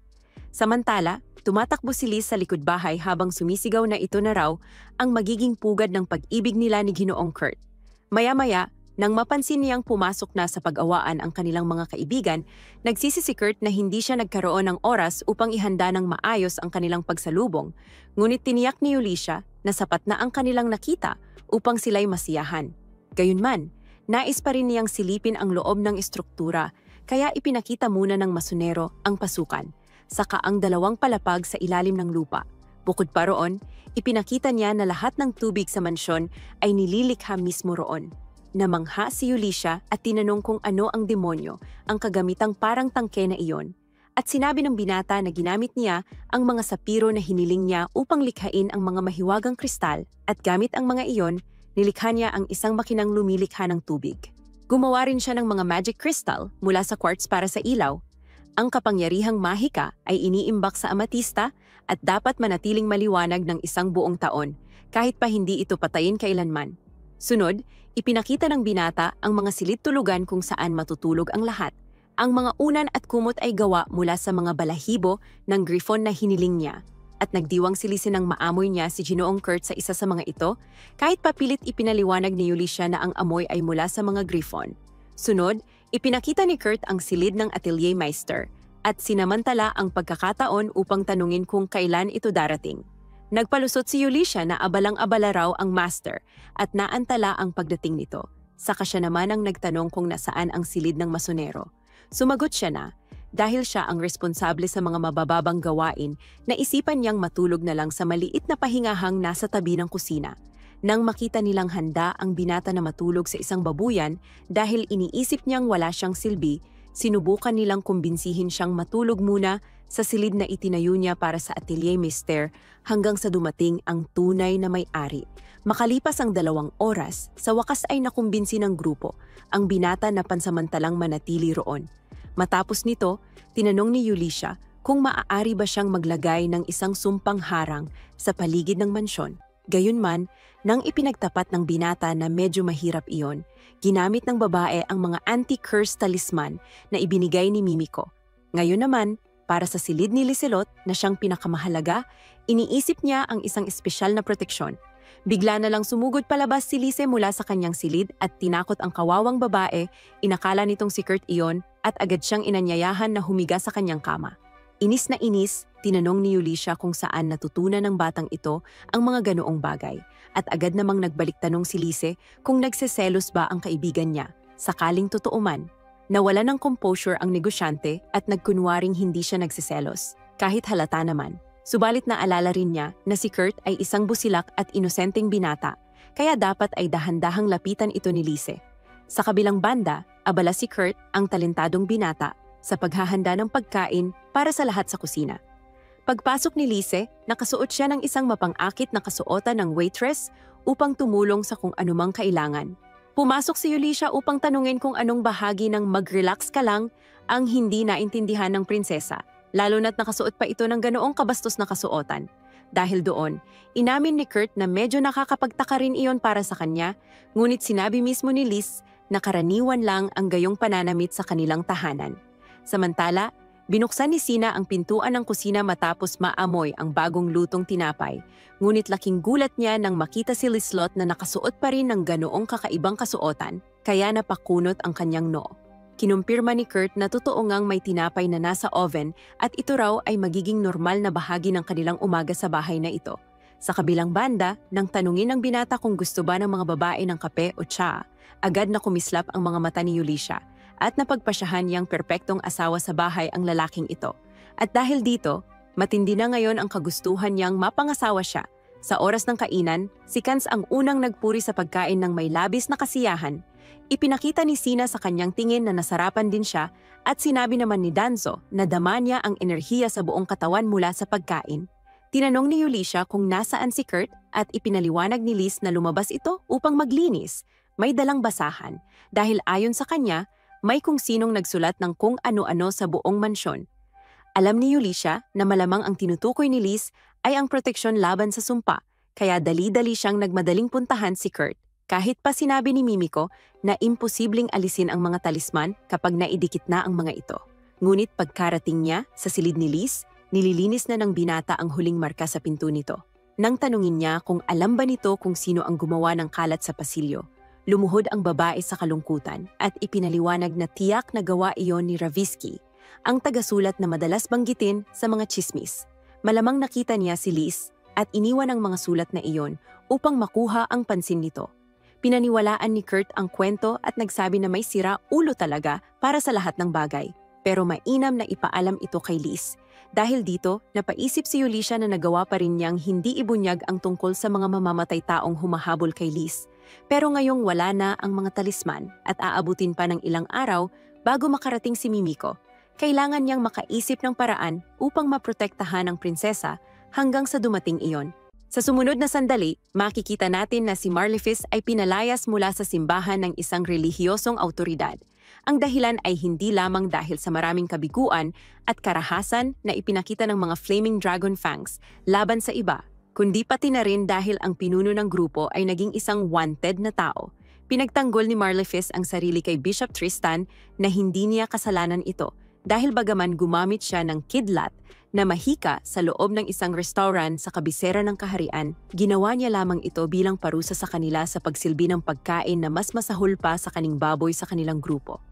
Gayunpaman, sawa na ang obispo sa mga palusot, sapagkat ang masamang reputasyon na nakuha ni Marlefis ay magiging isang mantsa sa simbahan ng Poland kung mananatili pa siya roon.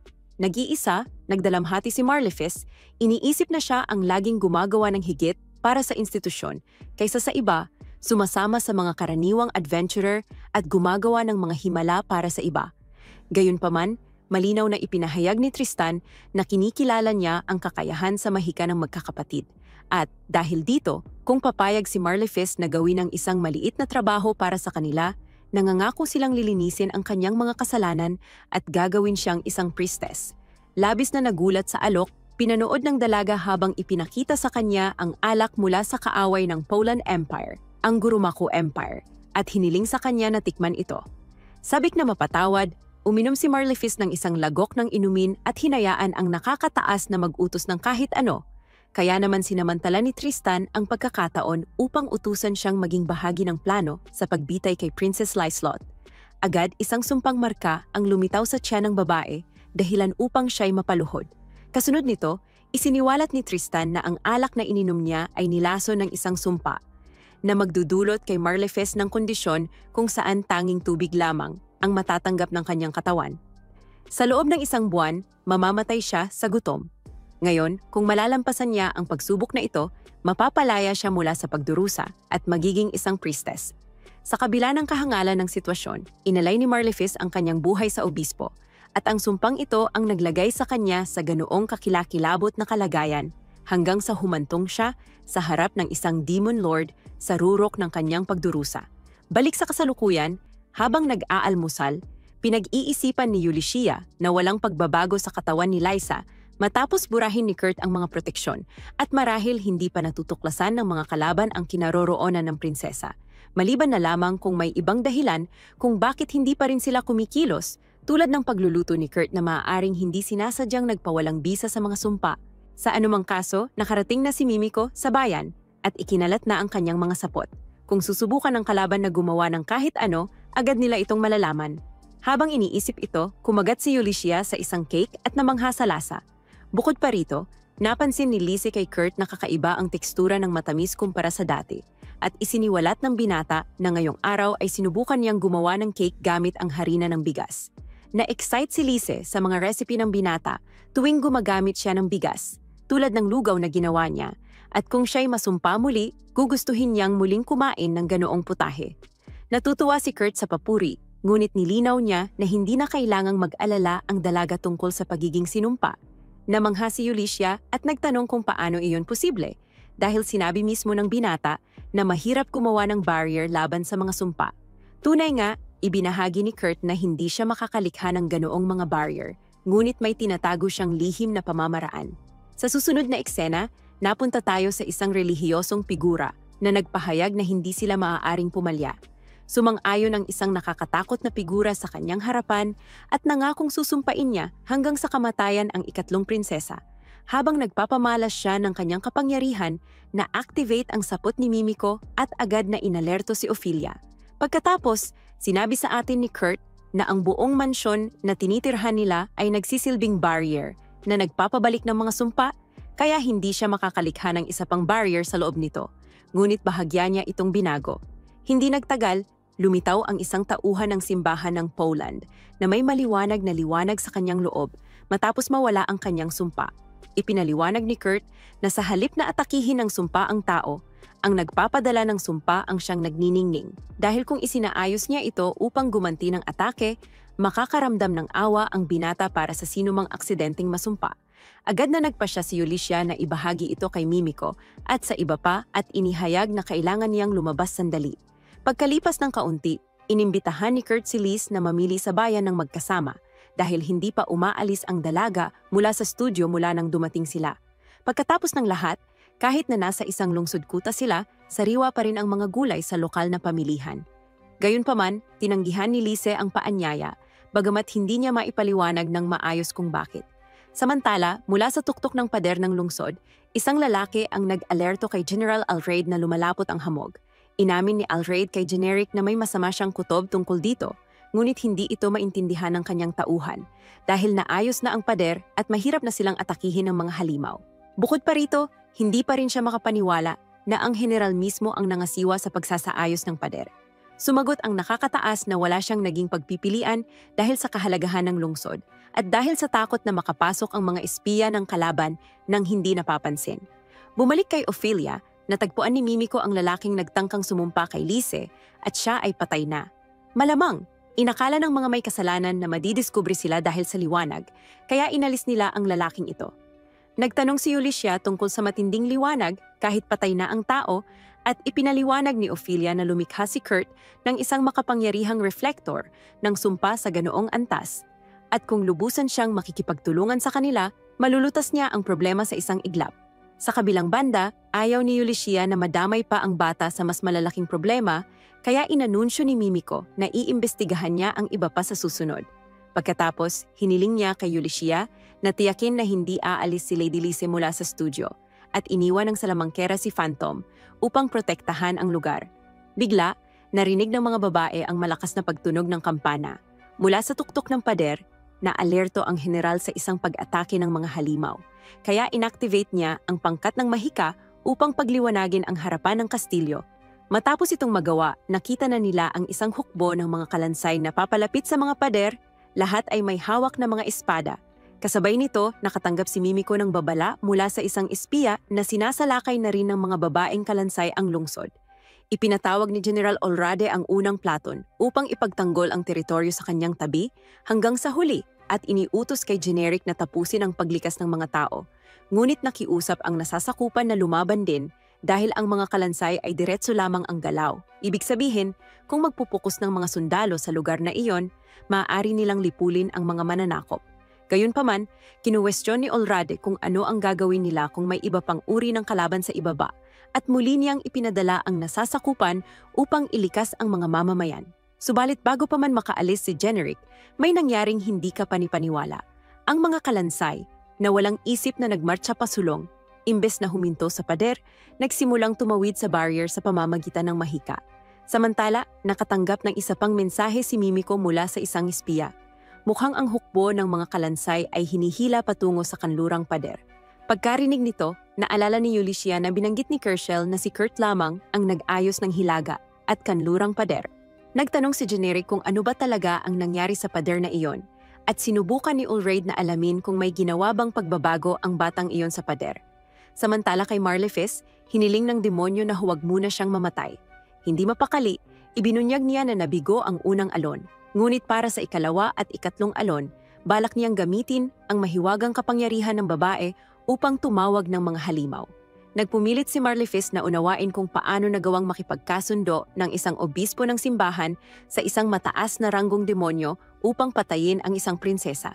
Sinimulan ng demonyo ang paglikha ng mga kalansay gamit ang mana ng babae.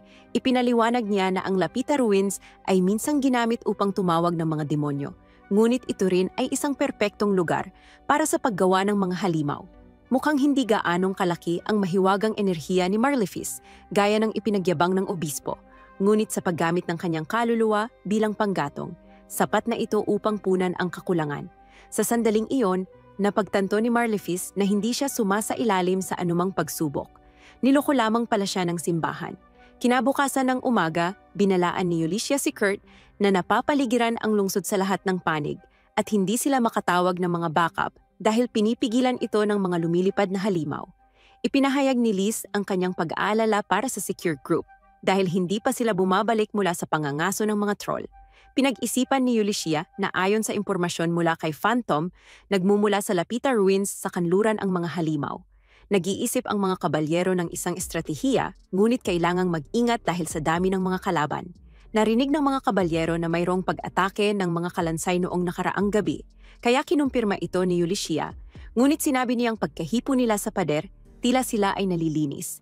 Bagay na pati ang mga tagapagtanggol ng pader ay kinilabutan. Nagulat si Kurt at naalala niyang normal lamang ang ganitong pagdalisay kapag nahawakan ang mga pader sa kanilang nayon. Nang mapagtanto ni Ulicia na si Guy ang may kagagawan nito, natakot siya na baka umatake ang mga kalansay sa isang bahagi ng pader na walang ganitong epekto.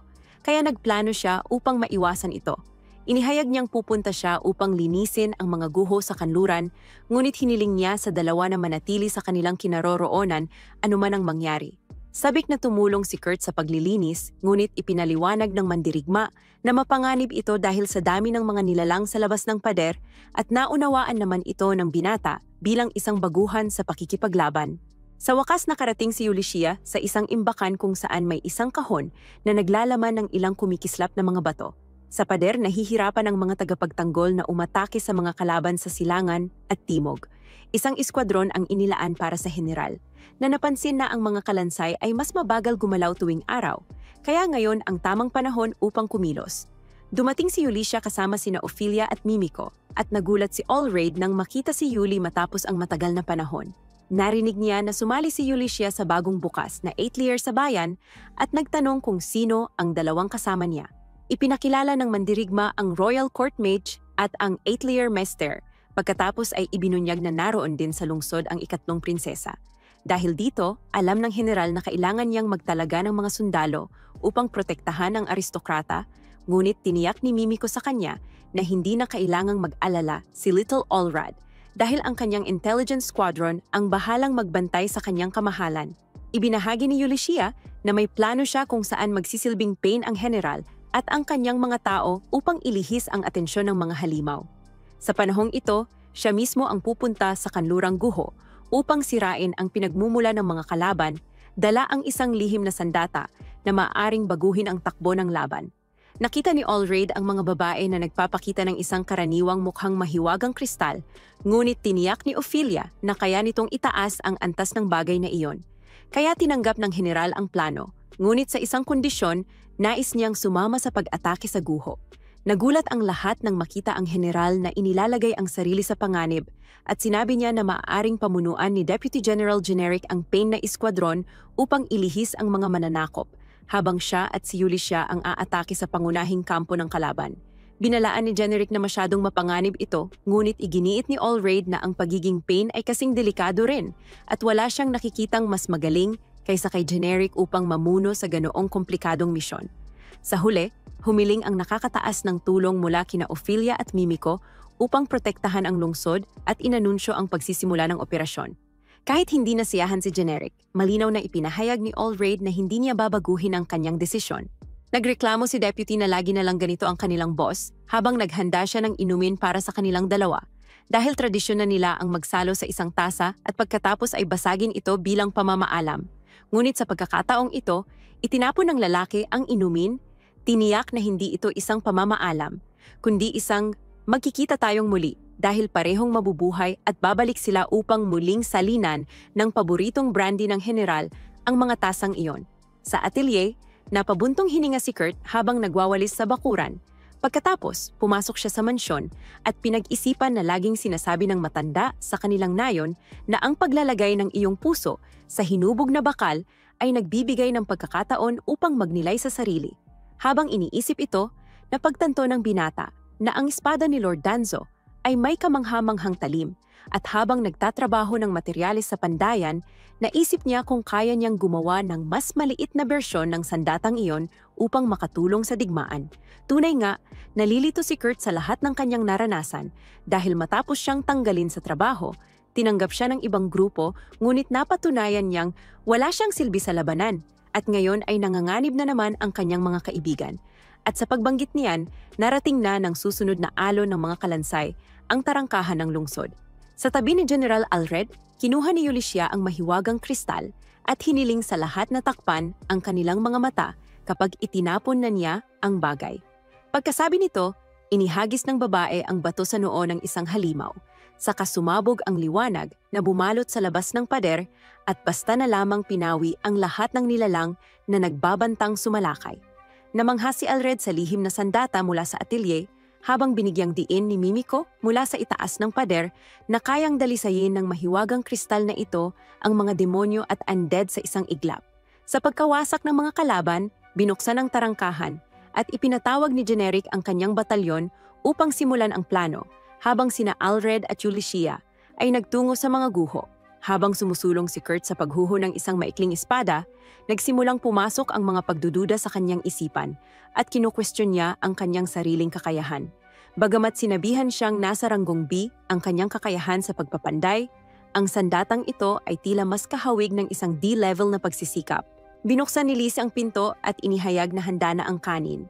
Saka nagtanong kung si Kurt ba ang gumawa ng espada. Kinumpirma niya ito, ngunit inamin na nawalan siya ng focus at hindi sinasadyang napuno ng mana ang espada. Nang hilingin ng dalaga na mahawakan ng sandata, ipinaliwanag ni Kurt na kapag hinawakan ito ng walang kaluban sa ibabaw ng ulo, mag-aaktibo ito ng isang mahika. Namangha si Lise sa sandata, kaya't nagpasya ang panday na ibigay ito sa kanya, na nagdulot ng ngiti sa mukha ng dalaga. Gayunpaman, naramdaman ni Kurt na pilit ang ngiti nito, kaya nagsimula siyang mag-isip kung kaya pa ba niyang ipagwalang bahala ang tunay na nararamdaman ni Lise.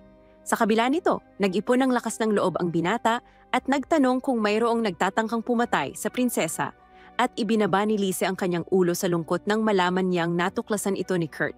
Sa sandaling iyon, kinumpirma ni Rockins ang kanyang hinala. Natatakot si Lady Lise. Inamin ni Lise na nakakaramdam siya ng guilt dahil sina Kurt at Ulysses ay humaharap sa napakaraming problema. Bagamat iginiit ni Kurt na hindi ito totoo, hindi maiwasan ng prinsesa ang mag-alala kay Ulysses na kasalukuyang inilalagay ang kanyang buhay sa panganib upang marating ang kanlurang guho. Naisip ni Kurt kung doon kaya nagtatago ang taong nais pumatay kay Lise at naniniwala siyang maaaring ganoon nga. Naalala ng binata na si Ulysses ang naatasang linisin ang lugar na iyon na nagpapaalala sa kanya ng isang bagay na nangyari noong bahagi pa siya ng kanyang lumang grupo. Isang araw, sinubukan ni Kurt na kumbinsihin ang dating pinuno na huwag magsulat sa mga guho, ngunit determinado ang lalaki na mag-iwan ng mensahe. Ang dakilang Gulnova ay narito. Sa huli, nagulat si Marlifus ang lalaki upang mapatigil ito sa kanyang kahangalan. Sa isiping ito, napagpasyahan ni Rockins na ang mga guho ay perpekto para sa mga mahilig magsulat kung saan-saan, at ang may sala sa likod nito ay walang iba kundi ang kilalang scribbler na si Ravisky. Ibig sabihin ay lumabas si Ulysses upang talunin si Ravisky. Napagtanto ito ng kawawang binata at naghinagpis sa kanyang kawalan ng kakayahang lumaban para protektahan ang isang mahalagang tao para sa kanya. Nang marinig ni Lise na siya ay mahalaga sa binatang gusto niya, muntik na siyang atakihin sa puso, kaya mabilis na idinagdag ni Kurt na sina Ulysses at ang kanyang mga kaibigan mula sa Sakura ay napakahalaga rin sa kanya, na bahagyang nagpabawas sa kasabikan ng dalaga. Itinabi muna iyon, parehong naiinis ang dalawa sa kanilang kawalan ng kakayahang lumaban at hindi na matiis ang pakiramdam ng kawalang magagawa. Iminungkahi ni Kurt na magtungo sila sa kanlurang guho. Naalala ni Liz na napapalibutan ng mga halimaw ang lungsod mula sa 8 direksyon, kaya iminungkahi ni Kurt na humanap sila ng kutsilyo.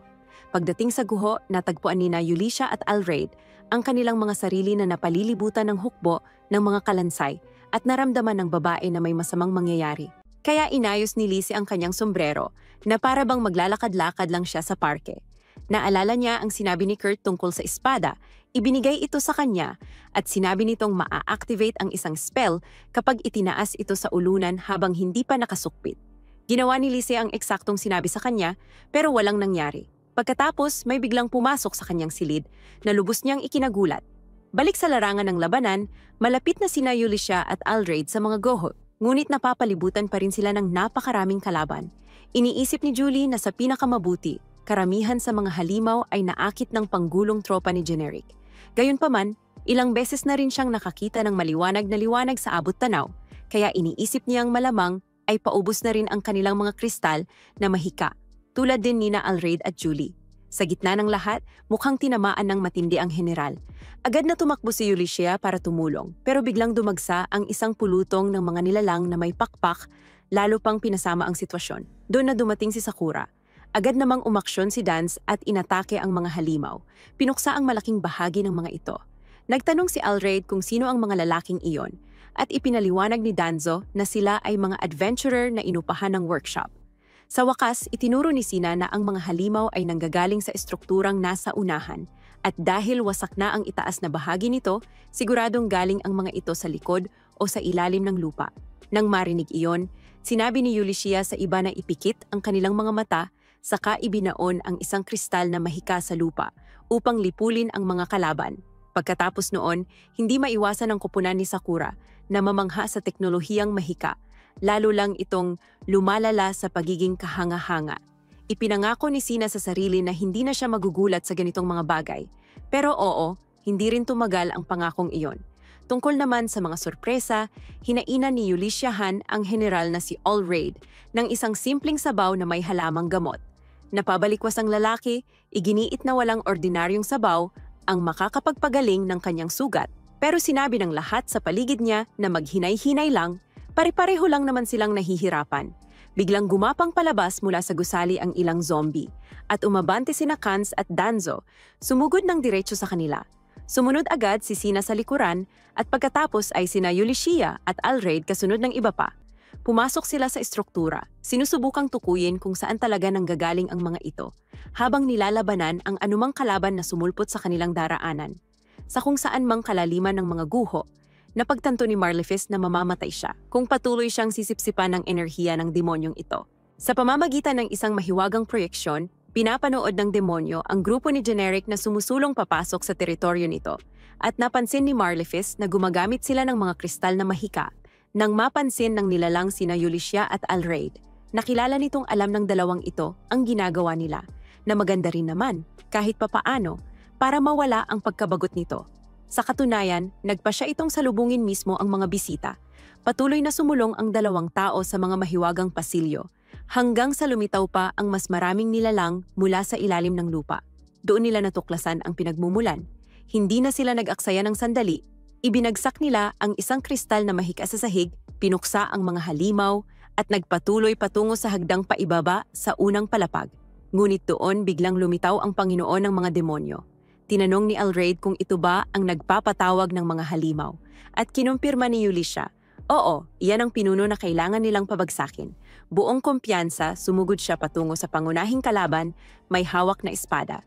Nang sapat na ang lapit, inihagis niya ang isang kristal na mahika sa perpektong distansya para sa pinakamatinding epekto. Ngunit wala itong naging epekto, ni hindi man lang natinag ang halimaw. Sa halip, tinukso pa nito ang napakalakas na kapangyarihang ipinakita ng tao, na sana'y naging mapanganib kung wala itong walang hanggang buhay.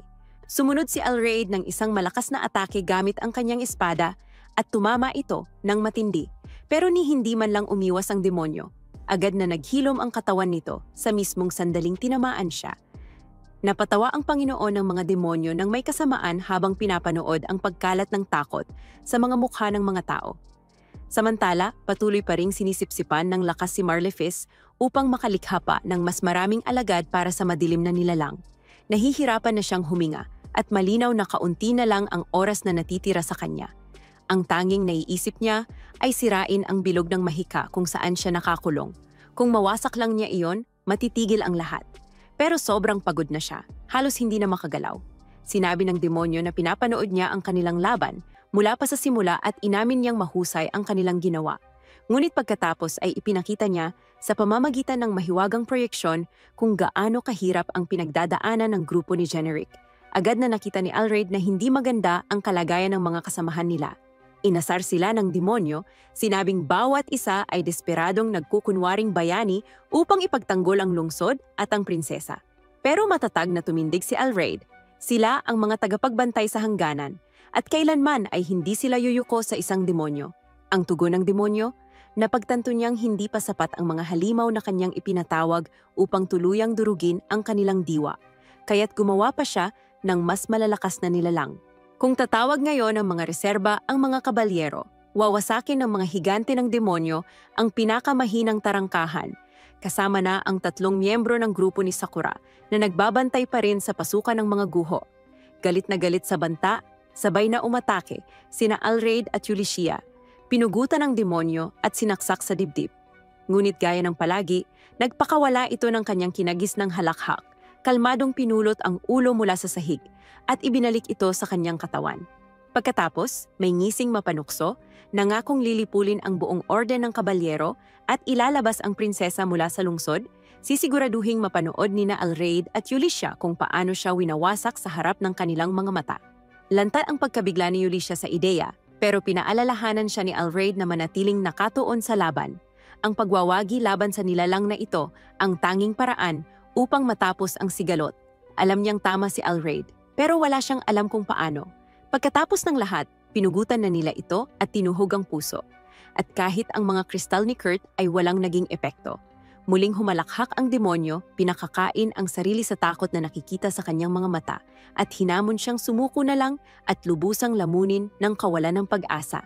Samantala, sa ibaba, tila handa ng sumuko si Marlefis. Sinasabi niya sa sarili na tapos na ang lahat. Hindi niya kayang basagin ang bilog ng mahika at sagad na ang kanyang gutom. Kung makakakain man lang siya, kahit kaunting luto ni Kurt, baka sakaling hindi ganoon kalubha ang pakiramdam ng kawalang pag-asa. Bigla, narinig niya ang boses ni Kurt. Sa una, inakala niyang guni-guni lang iyon. Pero totoo, parang malapit lang ang boses ng binata, may kausap at sinusubukang tukuyin kung saan sila dapat maghukay. Ngunit biglang bumuka ang lupa matapos matagumpay na mahukay ng binata ang ikasiyam na direksyong binanggit niya kanina bilang posibleng daanan palabas. Napatalon siya sa gulat nang makita si Marlefis sa ganoong kalagayan at ganoon din ang babae. Nagulat nang makita na ang naroon ay walang iba kundi ang ikatlong prinsesa, si Lise. Sa pagkakita pa lang, agad niyang inisip na natuklasan na ni Kurt ang kanyang pagkakasangkot sa plano ng pagbitay sa prinsesa at dinala si Lise rito upang kumbinsihin siyang talikuran ito. Tinanong ni Lise kung kilala ni Kurt ang babaeng iyon at ipinaliwanag niya na dating miyembro ito ng isang grupo na labis niyang pinasalamatan noon. Itinuwid siya ni Marlefis, dating miyembro.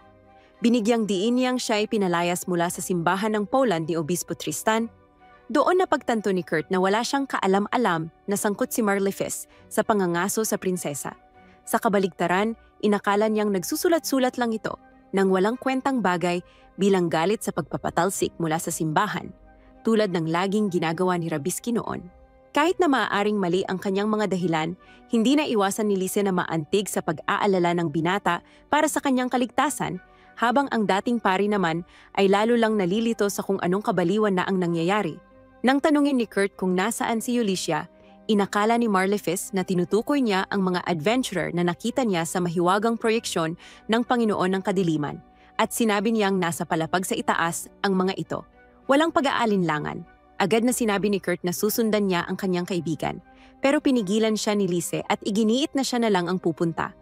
Sinabihan niya si Kurt na manatili at burahin ang mga sulat sa ilalim ni Marlefis dahil sapat na raw ang espadang natanggap niya upang maprotektahan ang sarili. At ganoon lang, kahit na hindi naman kapanipaniwala ang kanyang paliwanag, napapayag ni Lise ang binata na hayaan siyang maglakbay mag-isa sa madilim na piitan.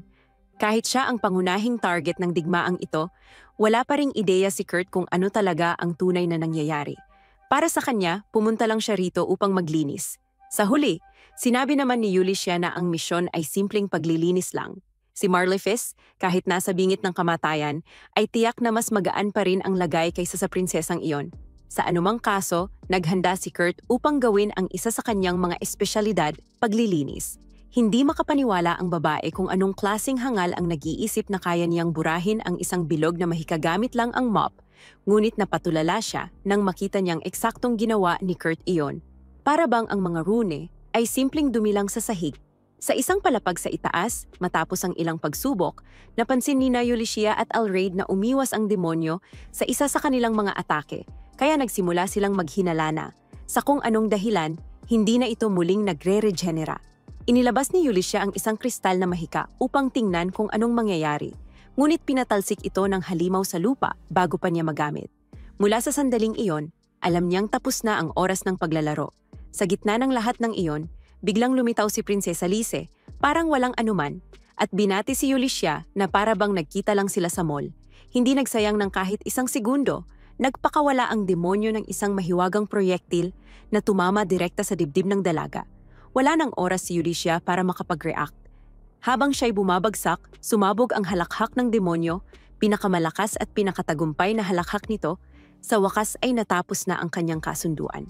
Ngunit bigla, naglaho ang katawan ni Lise, naging kumpol ng maningning na rosas na paru-paro.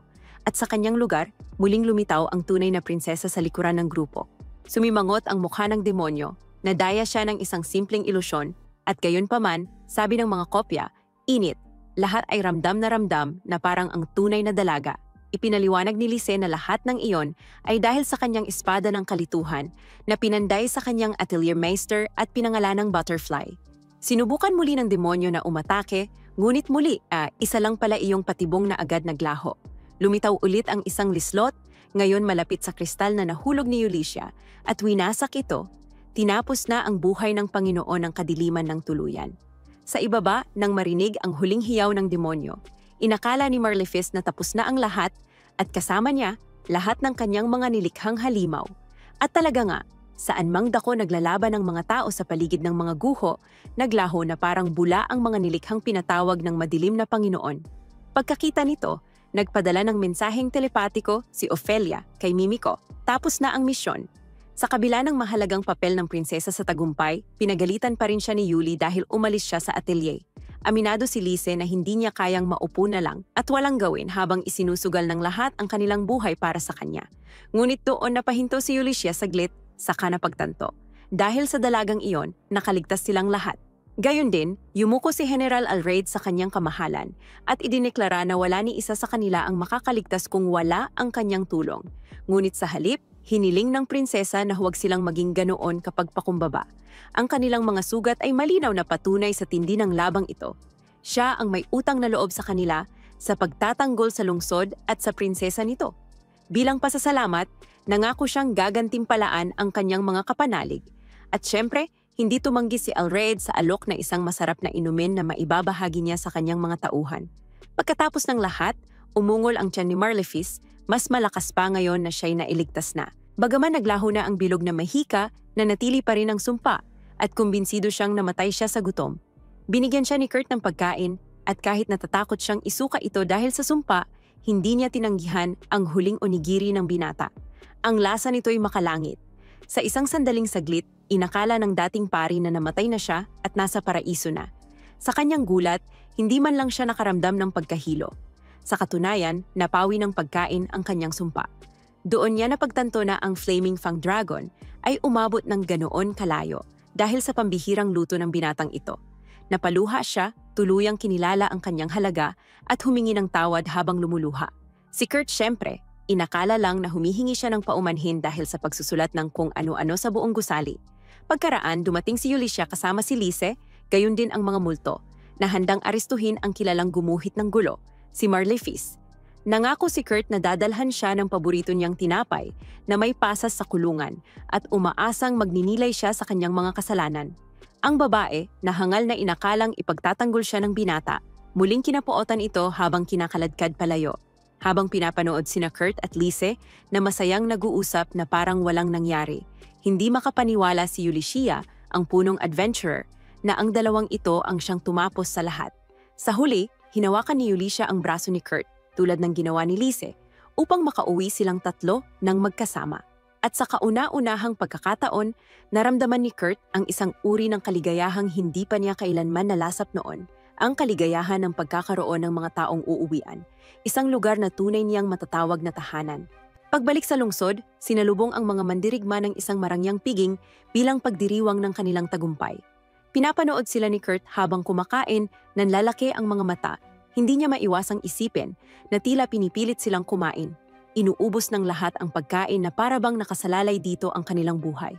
Dahil sa inosente at medyo kakaiba niyang pag-iisip, naisip niyang baka dapat iba ang inihanda niyang pagkain. Ngunit agad siyang itinama ni Alraid. Hindi sila nahihirapan. Hindi lang talaga sila makapigil sa pagkain dahil sobrang sarap nito. At tungkol sa general, sa wakas ay ipinakilala ni Lisa si Kurt sa kanyang tapat na opisyal, si Alraid. Napanganga ang binata. Buong akala niya sa simula ay foreman lang ito mula sa proyekto ng pagtatayo ng pader na tinulungan niya noon. Tinanong ni Alraid kung ano ang palagay ni Kurt sa lungsod at agad namang sumigla ang binata, sinabing napakabait ng mga tao at napakasarap ng mga gulay. Iniisip niyang malaki ang kinalaman nito sa mahusay na pamumuno ni Alraid. Ngunit bago pa man tuluyang matuwa ang general, sumabat si Generic upang ibunyag ang totoo.